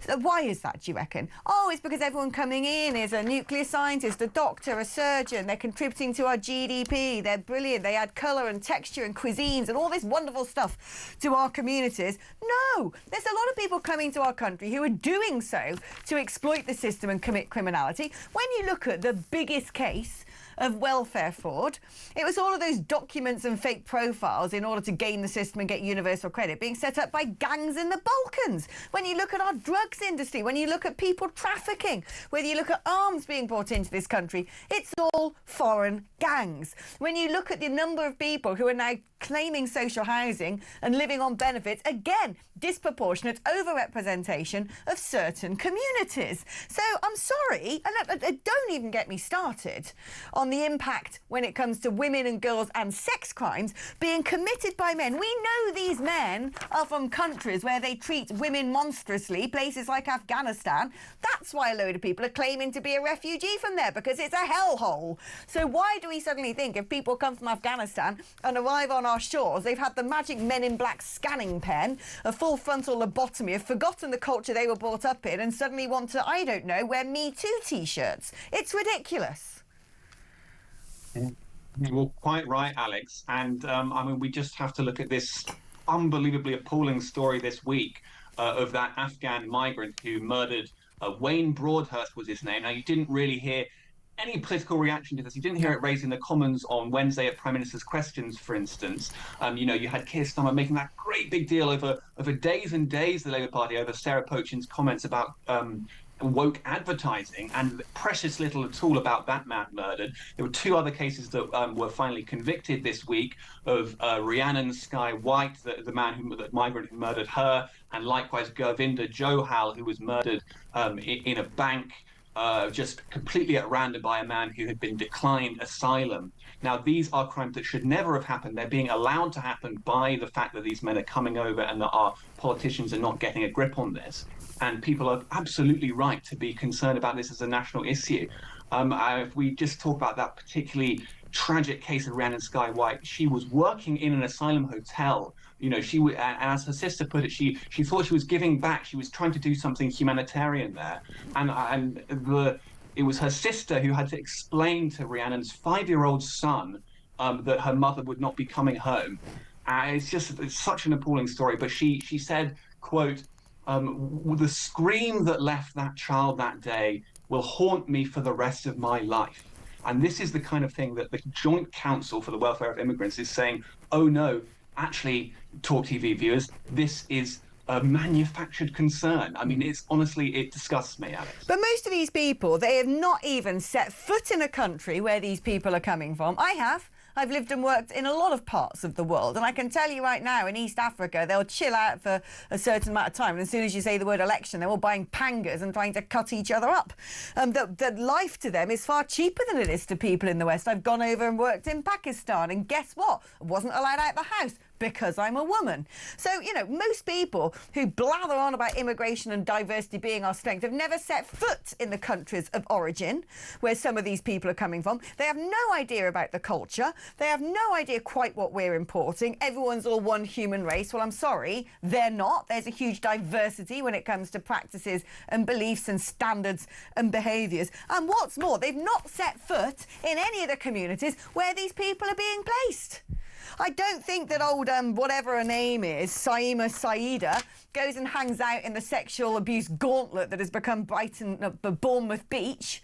I mean, I think she should go put on a kini and sit there for a day and see what happens. You know, until these people have this directly affecting them, they want to keep gaslighting us when we live amongst it, that it's no longer a problem, that it's all some sort of manufactured hatred. And what's more, they keep trying to force us to beatify people who are breaking into this country illegally, to think that they're all wonderful and gentle and they deserve our kindness and our compassion. I'm sorry, these people are canny, they're savvy, they're particularly tenacious if they're able to travel from continent to continent paying sums of money to people traffickers.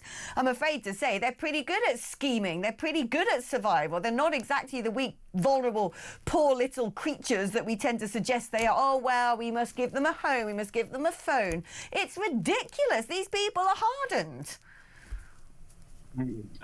Quite right, Alex. And I suppose to return to why this is a national issue of concern, not just a local one. And of course, illegal migration is a scourge, but one must also think about the country and the future of the country that we're going to be living in. Now, we know that on present projections, the white British are expected to become a minority in Britain by 2063 and earlier in England.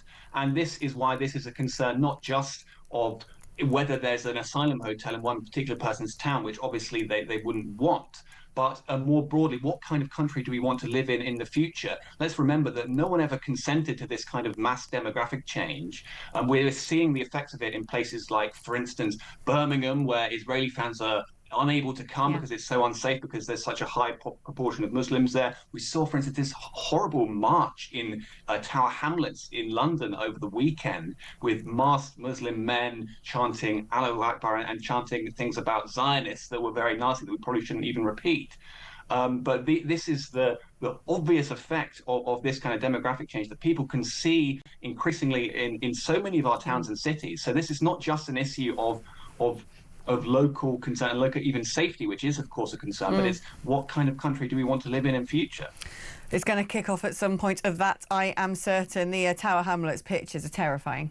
They're actually terrifying. Chill me to the bone. Laurie, thank you ever so much for coming on the programme. Associate Editor of The Daily Skeptic. Fantastic publication, that one. Right, so we're going to take a short break now, and if things couldn't get worse, if I were you, don't fall over, don't break a leg, and make sure your gran doesn't get flu this season, because the state of our hospitals, the long waiting lists, the suffering being caused to people who've paid into the system all their lives, can't get an appointment, being treated in corridors like beasts, dying in corridors. It's awful. We're going to be talking about that with health commentator Mayan Senthil Nathan just after this.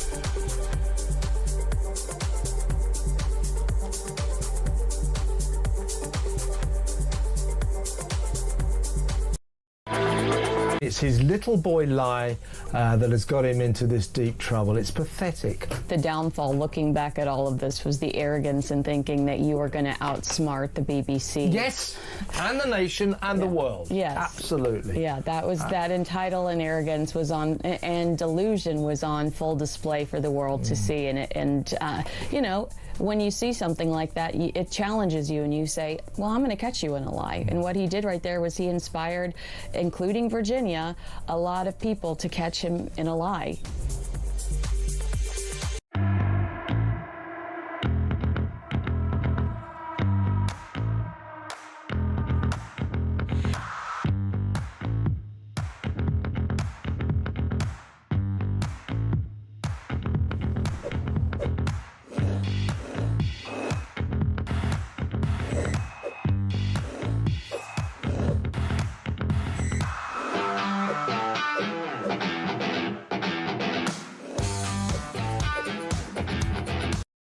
Across the UK, on DAB+, on your smart speaker, on your smart TV, and on your side.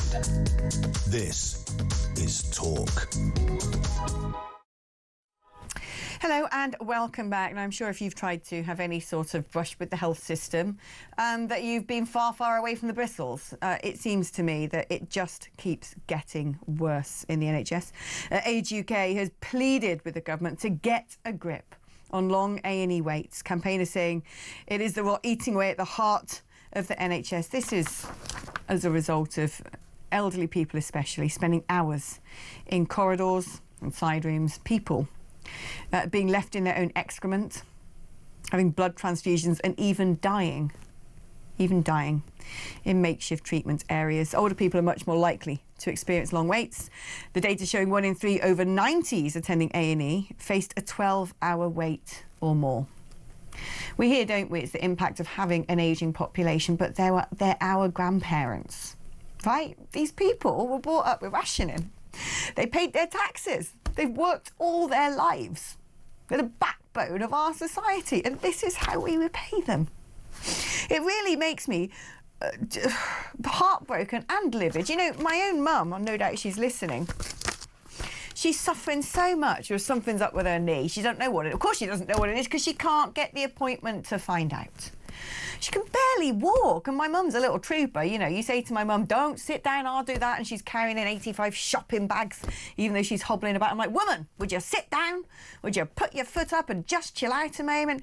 But, you know, my mum's really pushing on, because it's driving her mad, hobbling around the place. But because she's forcing herself to hobble around, it's getting worse and worse and worse. And every time she's supposed to get an appointment, it gets delayed, it gets postponed. Oh, you know, we can see you in a month, you'll get your x-ray results, you know, in 2028. It's not good enough.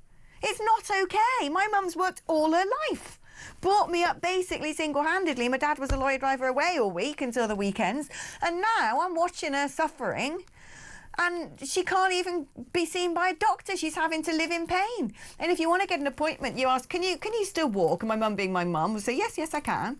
Well, no, actually, she can't. She's forcing herself to. And it's not okay that there are GPs and medical professionals holed up in these hotels with these migrants, dentists, hairdressers, the lot of it. And my mum is suffering and can't even blimmin' walk from A to B without being in excruciating pain. It's not okay. And the thing is this, it's the thin end of a wedge.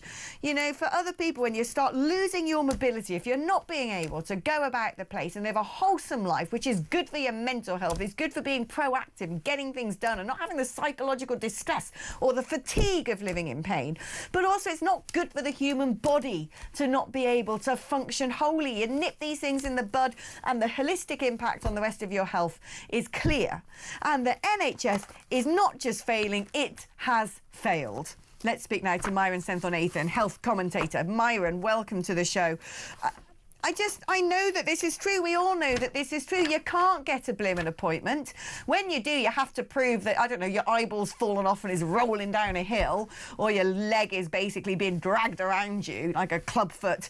You know, it's not okay anymore that in this country there are people paying high rates of taxes for our National Health Service and they can't even see a doctor. Yeah, the NHS, like immigration, like law and order, are at the centre of the social contract. And when any one of those goes, you know that the country's crumbling. But look at the term. We have a pseudo-official term called corridor care. Oh, that in itself is a stain on the country, that we are actually officialising and normalising treating elderly patients, especially, in the corridor. And you mentioned some of the horror stories of people just sitting in their own urine, in their own excrement, you know, partners holding the hands of their wives while they die in the corridor.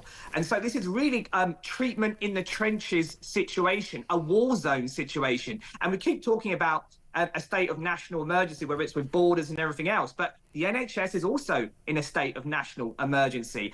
And I think what's happening now is that we have become, like with so many other things, with law and order and everything else, we have become acclimatized and we have normalized the state of the NHS, where we just think, you know what, I'll avoid A&E at all costs. And as a result of that, that leads to further problems down the line. I mean, how do we sort this out? I mean, is it are there any immediate fixes that could be done?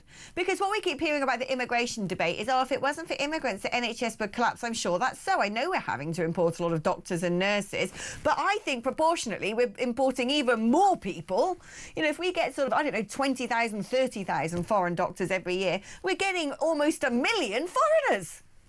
Yeah, and there's also doctors struggling to get training places. So where I have some sympathy with the BMA is that there are doctors who are British-born or British-trained doctors who are struggling to get places. And at the same time, we're importing and bringing in thousands of people from other countries, thousands of doctors from other countries. So there is some credibility there. But asking about the NHS and how to solve the problems of the NHS is kind of like asking how to solve world poverty. It's one of those situations. I can give you the kind of classic answers, slash bureaucracy, slash DEI, efficiency savings and so on. But fundamentally, we now have to look to the private sector. Mm-hmm. I'm not saying privatise the NHS. I keep it free at the point of use. But we have to create a positive, competitive, open market in the private sector where people are incentivized through their tax breaks to actually pay insurance. My practice, for example, has something called Den Plan, right? And there are other plans like Practice Plan, where basically people pay monthly and they get effectively most of their, if not all of their dental treatment included in that fee. I would like that incorporated into the budget so they get a tax relief on that and therefore incentivize the use of private sector and not just relying on the NHS. I agree. You don't need to privatise the NHS. You can have two systems working in tandem and effectively, which is a European model. And frankly speaking, we're getting it anyway because people are being forced to go to the private sector because the state sector is failing. Myron, thank you ever so much. Myron Senthil-Nathan there, excellent man, always brilliant on any subject. Right, we're going to take a short break now, but after the break I'm being joined by one of my absolute favourites. He's one of the best veteran columnists, former political editor of The Sun, Trevor Kavanagh. Don't go anywhere because Big Trev is going to give us his news and views of everything knocking about in the papers today, just after this. See you on the other side.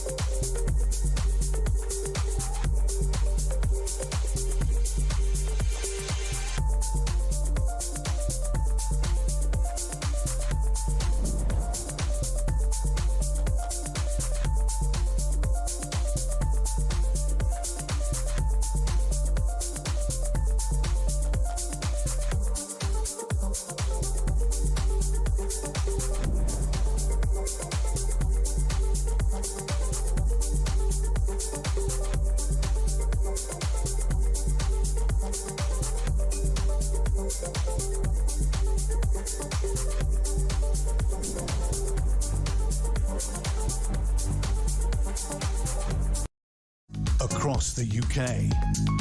On DAB+, on your smart speaker, on your smart TV, and on your side. This is Talk.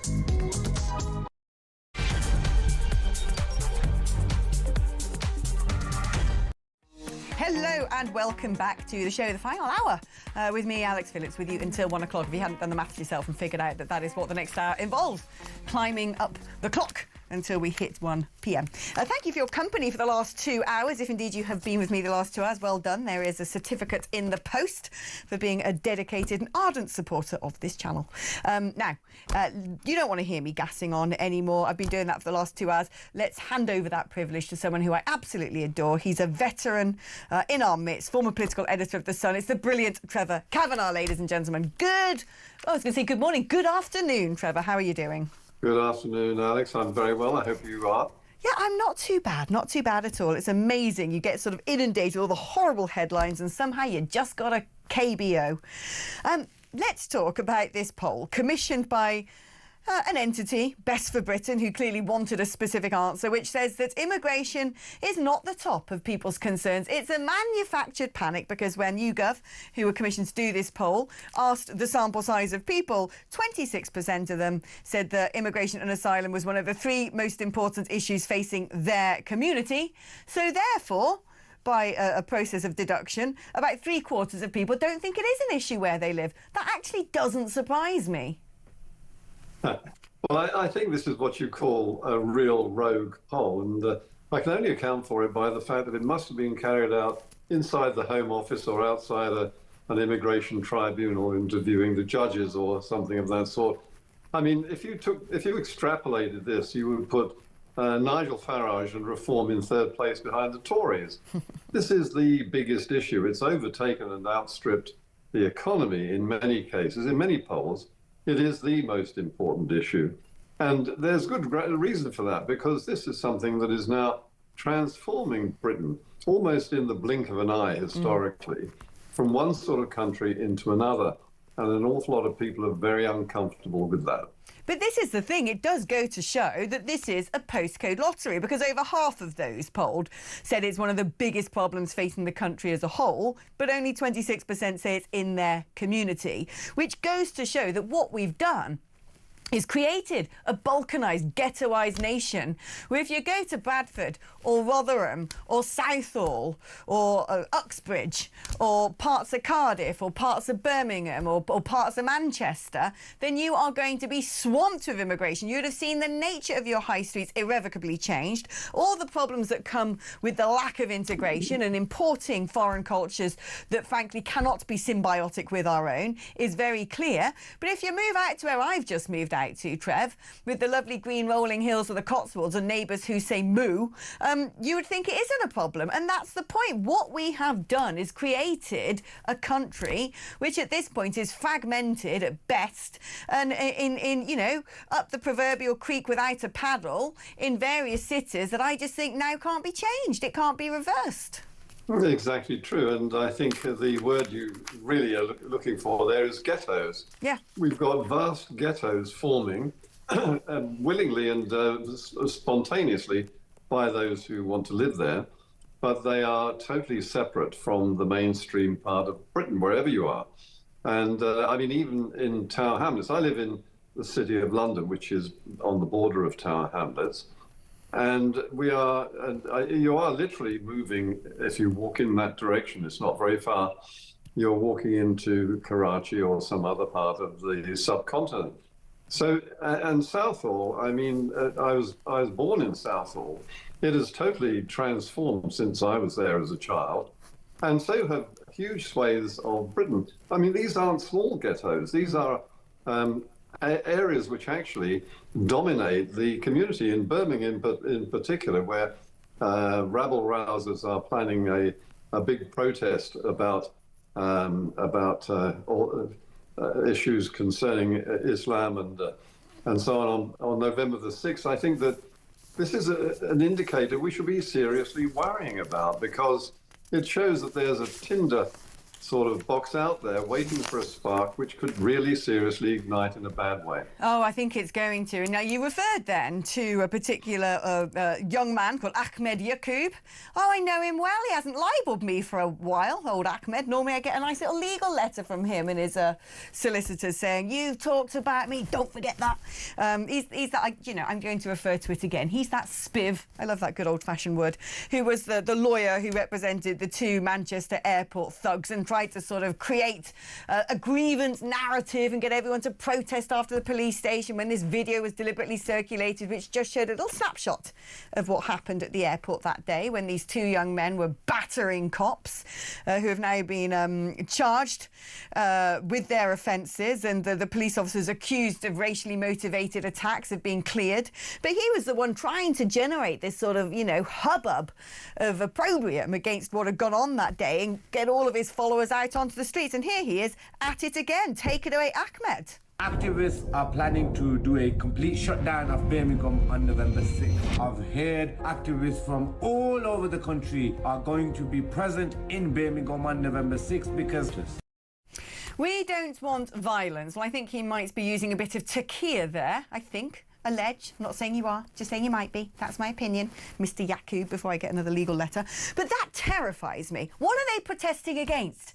Where is this fascism? Where is this racism? Where is this violence against his community? Because I haven't read any of that in the newspapers.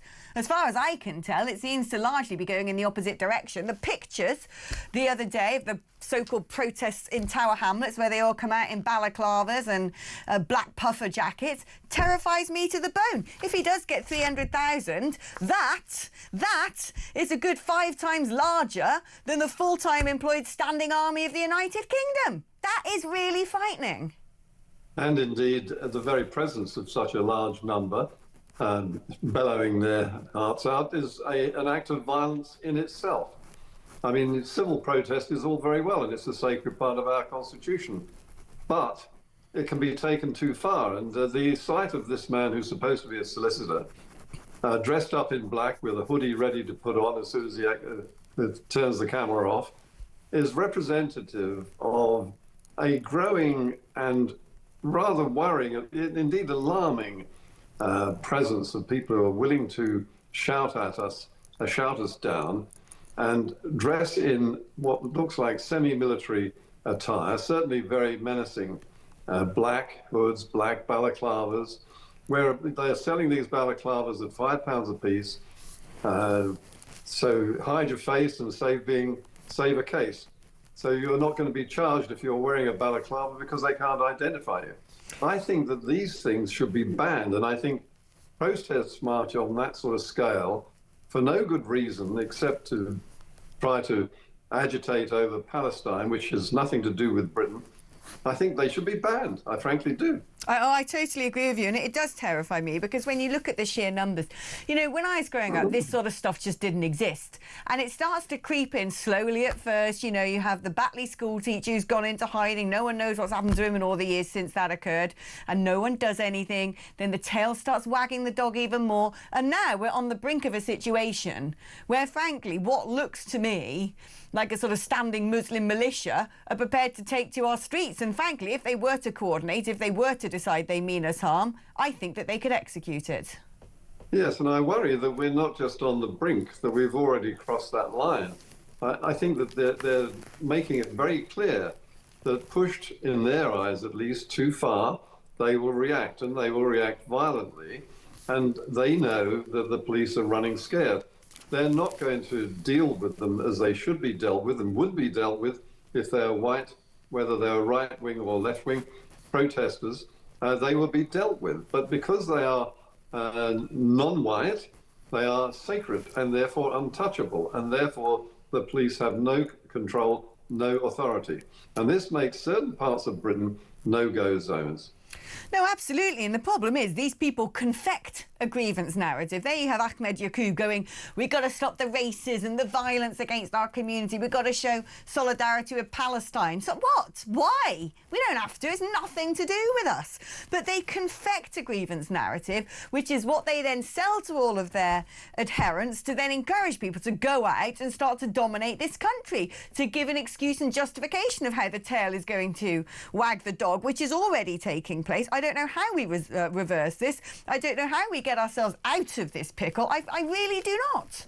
I don't know. I mean, no. What would a next government be able to do to be able to suddenly change all of this and set us back on the right path? The worrying thing is that this guy Yaqub is talking about acting in the light of Allah, and therefore this is redolent of Islamic State. I think that there's not much to separate the two things in certain areas of Britain's activist Muslim community. And I agree with you that any government that came in and tried to reverse or halt this is going to be in some considerable difficulty. And I think that you would have not just the Muslim community or the immigrant community, but also the Greens and Labour and the Socialists and Jeremy Corbyn all mobilising in one against a Farage-led administration that tried to make any changes or amendments to the way these people behave. I mean, what you say has been reflected in claims by Zara Sultana that Nigel Farage is a danger, that he has features of a fascist. She's done an interview for the BBC's Political Thinking with Nick Robinson, and she's accused Reform MPs of being committed to peddling racism and actually compared him to Franco, Mussolini and Hitler. I don't understand why these people are given a platform, because that, to me, pointing at a man who's been in politics for 35 years, who actually has had already death threats made against him, who's had violence committed against him. We've had people throwing milkshakes on him, wet cement chucked at him. This, to me, is actually trying to encourage a vicious attack. I don't think she should be platformed. I don't think the BBC should have allowed her to even make those comments on air. They should have been edited out. Because if I went on and I happened to say on this show, which I wouldn't, but I'm just going to say hypothetically, because therefore I will say it, I think Zara Sultana is a racist and a fascist and an Islamist or whatever, right? If I said those things about her and meant it, then I would get into a whole world of trouble. I would be told I was inciting violence against a woman, that I was libelling her, that this is a smear campaign, that I'm nasty, that I'm a bigot. No one would allow me to turn around and point the finger at her and accuse her of the level of the sort of things she's saying about Nigel Farage and Reform, which in my mind is actively encouraging. If you sort of create this idea, this image that someone is such a barbaric existential threat to humanity, to security in this country, to a particular subset of society, the subset of society that Ahmed Yaqub is trying to create a grievance narrative for, then what you're doing is you're encouraging those people to think, right, I've got to take matters into my own hands. I must rise up and use whatever force is necessary to prevent this threat, because at the end of the day, my safety and my family's safety is on the line. This is utterly reprehensible, and frankly, I'm fed up now. I'm fed up with legacy media channels like the BBC platforming this stuff as if it's okay to bandy about such accusations. It is not. Well, all of the accusations that you would like to level at Ms. Sultana are justified. They're all true, but you cannot say that thing because she is a minority so far. And but they are not a minority when they amalgamate with the parties like the Greens and the Labour Left and others. They become quite a significant minority, to the point where their hideous accusations have to be taken into account. Sometimes we have to hear from people on the wilder side of politics just to see how serious the problem is. And I think the fact that you're illustrating and highlighting what she said does some good in terms of turning that into an argument against her. I think in the wake of what happened to Charlie Kirk, the BBC should have gone, you cannot make those sorts of accusations. They're dangerous, they're inflammatory, they're not able to be substantiated, and either really forcefully come down and oppose them on air so it can be heard in the course of the interview, or they should not be published at all, because I think we've got to the stage now, may God protect that man's bones, that people like Nigel Farage are very much at risk of facing violence against him. I can't believe we live in a country where that is the case, but I think that we have to be very alive to that. I know the man very well. I've known him for 20 years and I worry daily about his safety and security, particularly as this government seems to have stripped him of the rights of being protected by the state. It just, you know, I sometimes begin to wonder what sort of sinister agenda they actually have.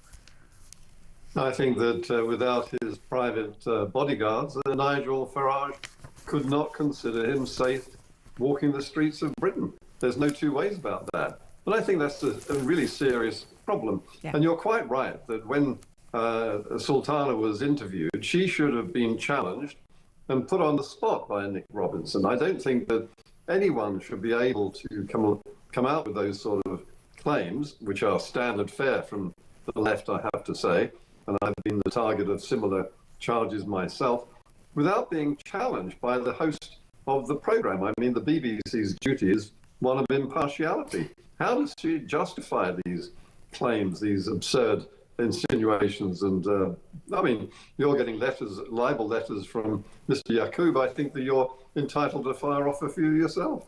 No, well, I think I find this deeply alarming, and I'm fed up now with elements of the mainstream media, not mainstream media, legacy media, giving these people a platform and allowing them to make those comments unchallenged, because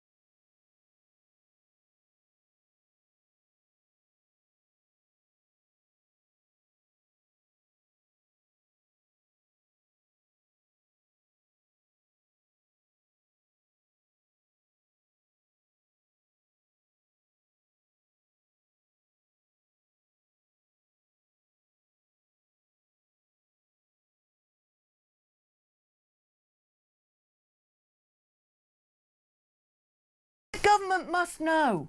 They must know. If I know, if you know, if you've been talking about this for 2 decades. When I first met Nigel 2 decades ago, he was raising the issue of things like ATM fraud and underground criminality from the Balkans. You know, if you and I can see this and members of the public can see it, you just have to open a newspaper, open your front door to realise what is going on in this country. The government surely knows. They have the ability to deal with this. I do not believe for one moment when you've got a majority of that size, that, and there's plenty of other things that governments seem to be able to magically do, like lock us up all in our houses when there's a pandemic.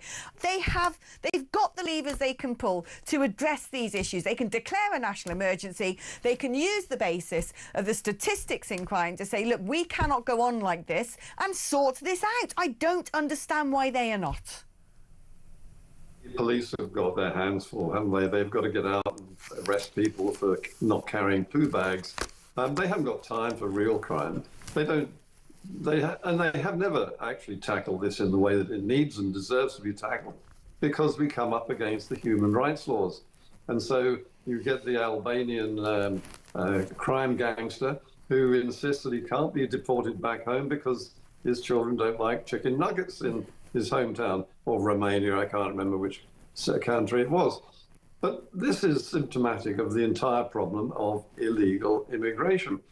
It is untouchable under both governments. To be fair to the Labour Party, the Tories were no better on this than the Labour Party is at the moment. Maybe a little bit better.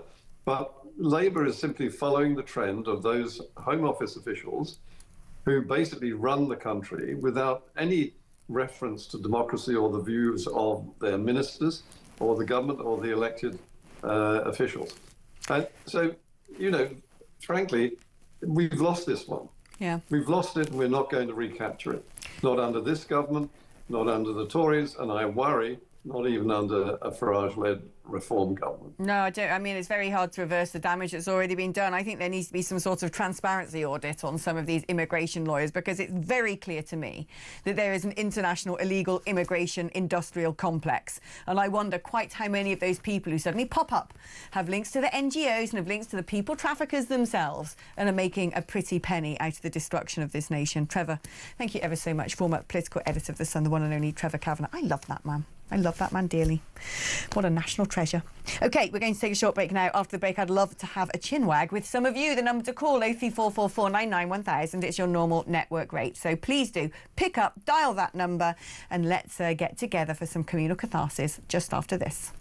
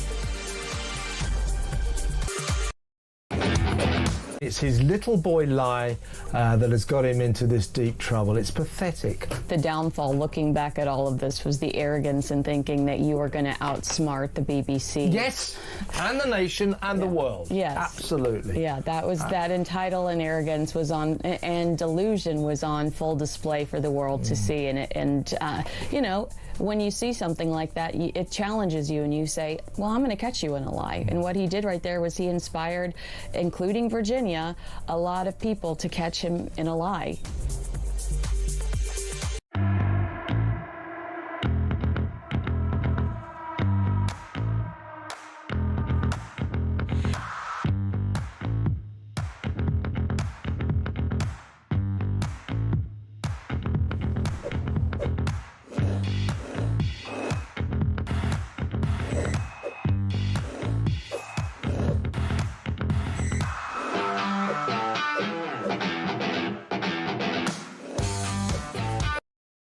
Across the UK, on DAB+, on your smart speaker, on your smart TV, and on your side. This is Talk. Hello, it's my favourite part of the show. Now it's the bit where I get to speak to you guys. So let's start off with Robert, who is in London. Good afternoon to you, Robert. Hi, Alex. Totally understand your frustration at the moment. I think many of us in the country are like that.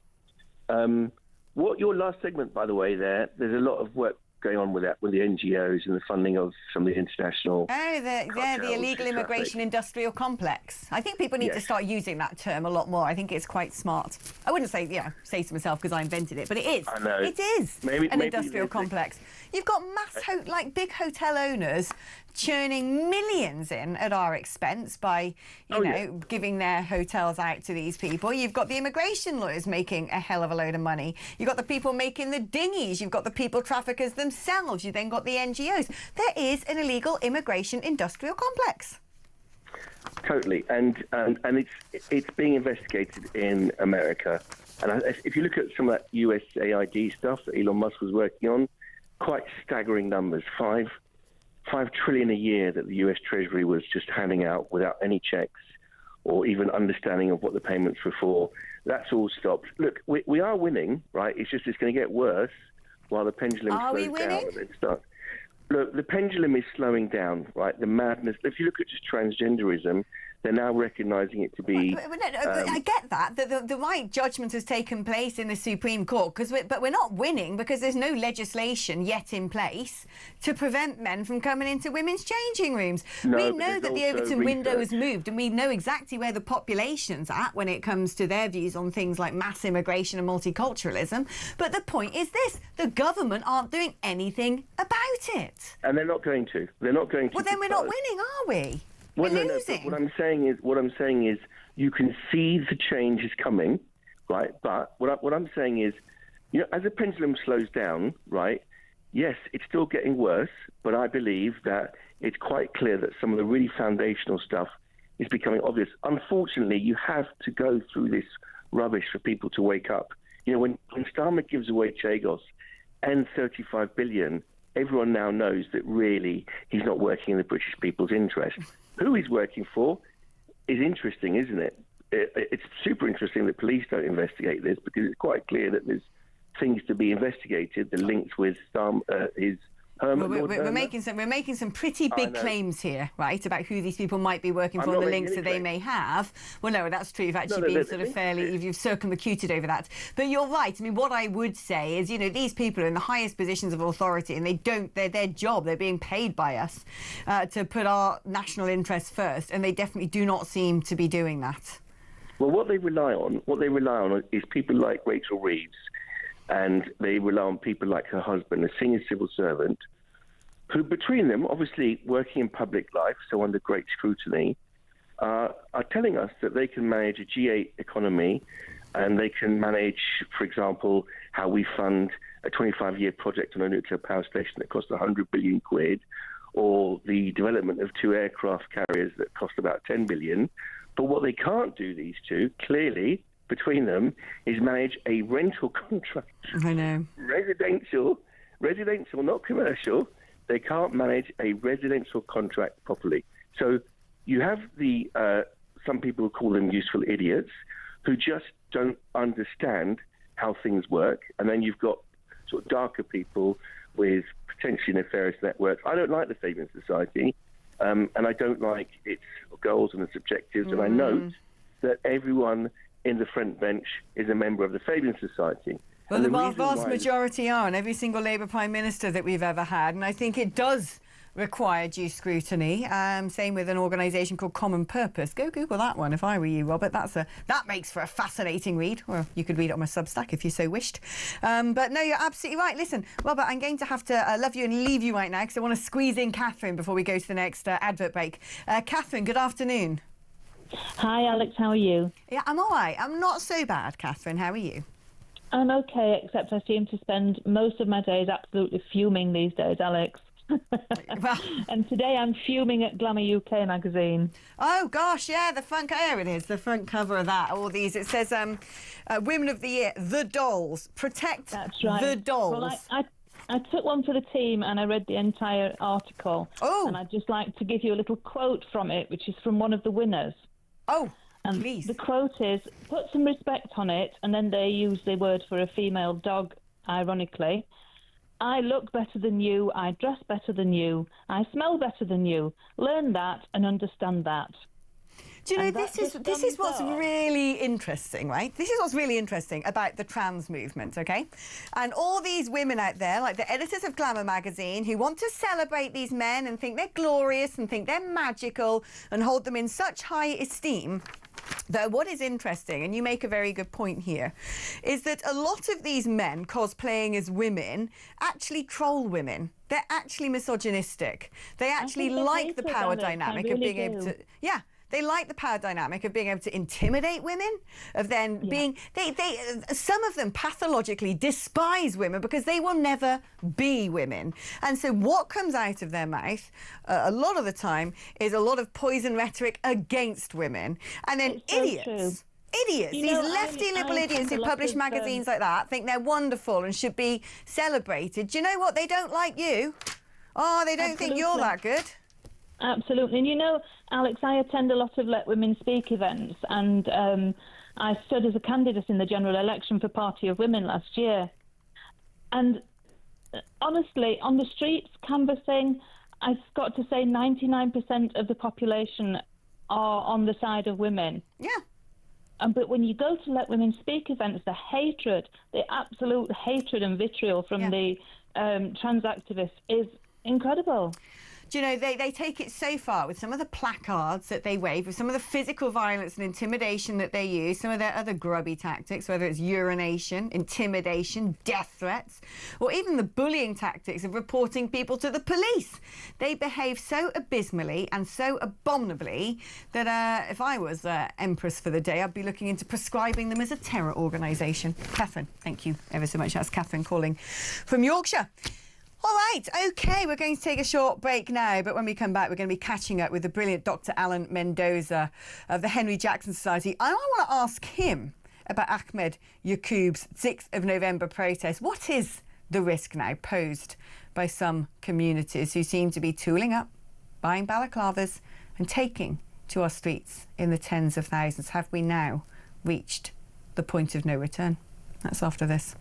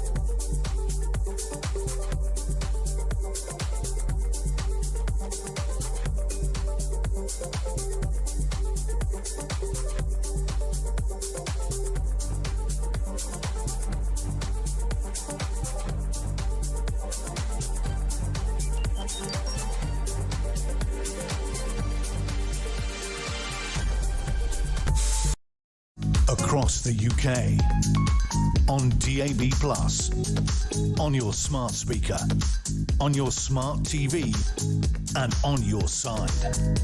This is Talk.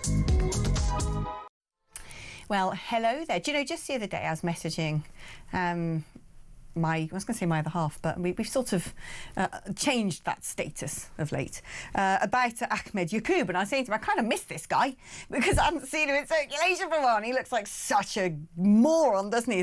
Remember that? The sort of, you know, aviator-framed glasses, tracksuit, sporting so-called solicitor who's always at the sort of, you know, he's always the fulcrum in the middle of some sort of chaos being provoked within the Muslim community. And just as soon as I say I was kind of missing him, where's he gone? Because I find him cartoonish and farcical. Up he pops. But he ain't that funny, is he? Let's have a little look at what he's been saying. Activists are planning to do a complete shutdown of Birmingham on November 6th. I've heard activists from all over the country are going to be present in Birmingham on November 6th because they want to show solidarity with the Palestinians, and they also want to show the far right that we as a community can unite against racism, can unite against fascism, and hopefully the numbers that I am getting or predictions of people coming is over 300,000 people at this moment in time, and I'm sure more people will join the movement and more people will join the cause closer to the game. West Midlands Police need to take some action because violence is something that we do not want, but we do have a right to protest, to do static protests all over Birmingham, and we will exercise that right. And I will support all the activists that are involved in these protests. I mean, I just look at that man and think he's an absolute top-drawer bonehead, quite frankly. But he scares me. Let's speak now to Dr. Alan Mendoza. Alan, how scared should we be of this sort of thing? 300,000, he says, who are going to shut down Birmingham. Well, let's firstly look at the content. It's extraordinary that he says there, we don't want any violence. Why would there be violence? What on earth is he alluding to there? That's a very, sort of confused statement. The second point that is interesting is, if you look at the pronouncements he's been making, the initial reason for this march was for Palestine, whatever that means. But then it became also about anti-fascism and, that sort of, we're going to fight against the neo-Nazis or stand against them. So it seems a bit odd. The whole thing seems convoluted. It seems that there is no real reason for this rally at all. And it does seem much more of, as you've been suggesting, a show of strength by one particular community about anything it chooses to show strength about. There's no clear rationale for protesting. There's no clear rationale for what it is. I don't know why there'd be violence there. What is going on, Alex? Yeah, what is going on? I mean, look, you probably know of the professor, the war historian, Professor David Betts, who warned about a year ago that the UK could be on the brink of some form of civil war. It's now sort of common parlance amongst people saying we sense, it's palpable that we are on a knife edge. When I saw the pictures coming out of Tower Hamlets with the Muslims all marching in their balaclavas, it scared the living bejesus out of me, because what is so clear, and this is a part of the playbook, it seems, when it comes to Islamists, which is they come up with some sort of grievance narrative to then actually invert the truth and become the aggressors and become the oppressors. And I really do fear, when you look at, if that is 300,000 who take to the streets, even if they do perceive they're doing something against fascism and racism, like show me the skinheads and the neo-Nazis, because I ain't seen any. I don't know where these people supposedly are. But if you look at this, they get the number 300,000. Our armed forces, full-time trained armed forces, number 60,000. You even throw the police into that, and that sort of, huge corpus of people who clearly have an issue with our country outnumber any of the people who we would hope, the law enforcement, who we'd hope would come to serve and protect us. Well, I think we ought to be a little bit careful here, Alex, about suggesting that all these 300,000 people who are allegedly going to turn up are going to be in balaclavas and threatening people. I'm sure that's not the case. What I'm more interested in this particular issue is, why is this protest being called? What's the purpose of it? It seems to me there is no clear rationale for it. There's a ceasefire in Gaza, for example. And surely, if you want to be doing you should be doing a protest in support of the ceasefire. That doesn't appear to be what he's after here. So that already makes me very alarmed as to what is the goal of marching for Palestine when there's a ceasefire that Palestinians have signed up to. So very puzzled about that. And then secondly, adding in the issues of the far right and of fascism. Again, I'm unaware of any particular threat in Birmingham of that nature to anyone. Now, we know what happened in Tower Hamlets. There was a UKIP protest that was banned. Remember, it was banned, actually. So it was never going to turn up in the first place. There you could perhaps make a credible case to say, I want to protest against that. Okay. What is it in Birmingham that has driven people to want to come onto streets and basically paralyze the city? I've not seen any sort of far right-wing threat that's come out there. So the whole rationale confuses me. It seems to me this is an attempt to bring people out on the streets for no clear reason. And because of that, although people have a right to protest in this country, I'm not sure the right simply to protest about nothing is something that should be granted by the authorities. No, exactly. And the problem is you give an inch and they're going to take a mile. They got away with their antics over banning Israeli football fans from coming over for that Aston Villa match. And so when they realise they can get away with it, they do more. I want to talk to you about this scheme that Gazan students can come and study at UK university and bring their dependents. This terrifies me, Alan. Look, I have a great amount of sympathy for anybody in Gaza who's a peacenik, who hates Hamas, who's stuck in that hellhole and wants to just make a better life. I'm sure that they number a significant amount. But having just come back from Israel, having seen the unedited footage of the October the 7th attacks, having seen what, the flocks of young men, and it was young men, especially people who looked about 17 and 18, pouring out onto the streets of Gaza as the hostages were brought back, to spit on the bodies, to hit them, to cheer. When I saw that some of the instructions from the Hamas commanders were decapitate people and bring back heads for the people to play with, when I learnt that the third wave of people who broke through the fences and stormed into the kibbutz to commit the most evil, disgusting, bestial, wicked crimes I've ever seen were actually the civilians, I just don't think it's worth the risk taking people from Gaza right now. I would say none. I'd say I don't want any. I don't know, am I being too harsh?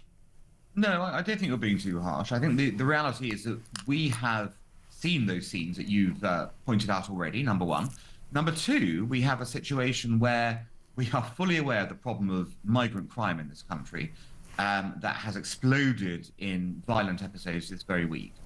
And while, of course, nobody's suggesting that anyone from anywhere from abroad is a criminal in that way, the reality is we don't seem to know who's coming into this country. We don't know what they believe. We don't know what their tendencies are. We don't know, whether they mean well or ill. And until the state can get control of that part of the agenda, whether it's someone from Gaza or from somewhere else, it seems to me a very dangerous path to be treading, to be increasing the number of people who you're allowing in off the back of something. So you want a student, okay, fine. But why are you now allowing the dependents to come in? Why are you now allowing others to come in who you won't have vetted, you won't have a clue who they are, and you're just potentially creating trouble for yourself, particularly as we know this violent situation. But we can look at what's happened in history. We can look at where there is available empirical evidence.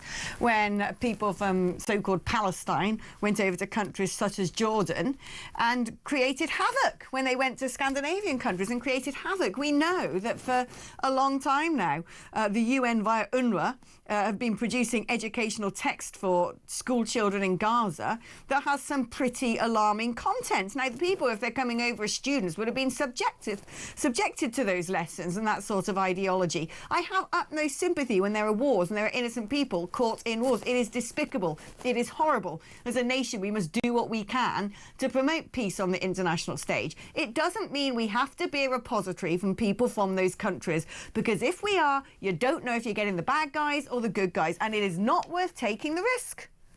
Well, exactly. And the interesting part of this is, of course, the dependency nature of this.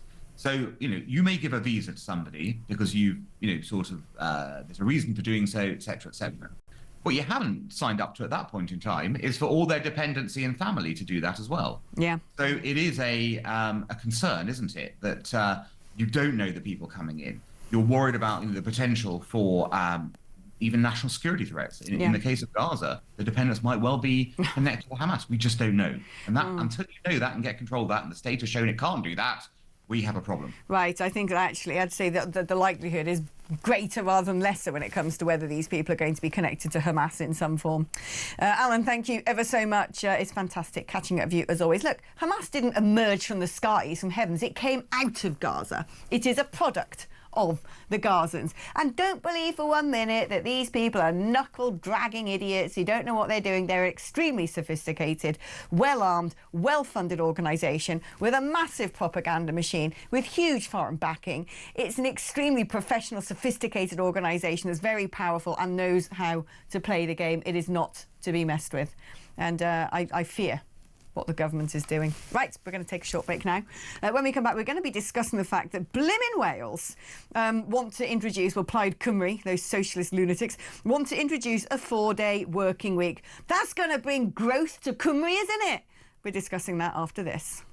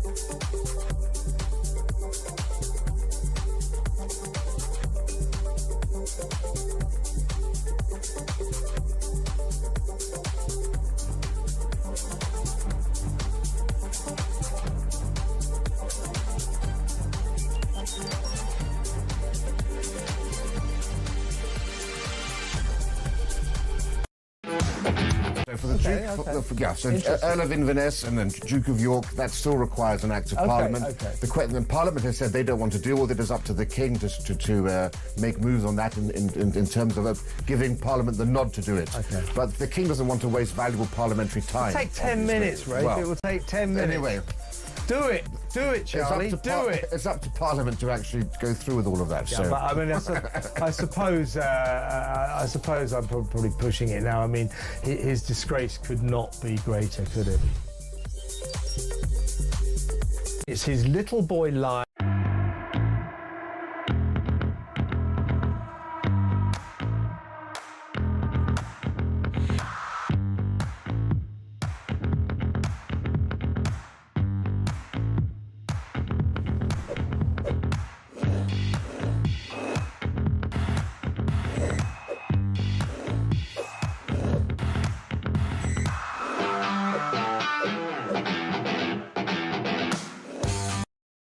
Across the UK, on DAB+, on your smart speaker, on your smart TV, and on your side. This is Talk. Hello, welcome back. Now, Wales, the home of the 20-mile-per-hour zone, the one-party state, the poor little left-wing enclave that's been dominated by Labour for over 2 decades now. Ever since devolution, could have a very nasty surprise in store if they make the big mistake of backing Plaid in the forthcoming Senedd elections that are due to take place next year. Because they're mad socialists, basically. They have proposed that they're going to introduce a 4-day working week. Let's speak to Ross Clark, who's an excellent columnist at The Sun. Now, Ross, when it comes to the economy in Wales, I've seen some of the dilapidated neighbourhoods in the old valleys, in the Rhondda and Merthyr Tydfil, on the north coast, such as Rhyl. I don't think they can afford to be introducing luxury policies like a 4-day working week. Well, everything will be different when we're working 4 days. Of course, it'll be smart and wealthy and everything.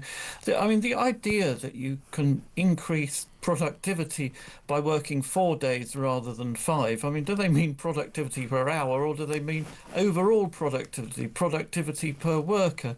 Well, you might be able to increase productivity per hour, certainly if you're a pen pusher at the Welsh Assembly, by cutting out pointless meetings and so on. But it's still going to be a pretty big push to produce more in 5 days than you can produce in 4 days. And of course, workers can't do it. By definition, there are a lot of jobs which cannot be, done in fewer hours. I mean, if you're a carer, for example, you're contracted to look after somebody for a set number of hours.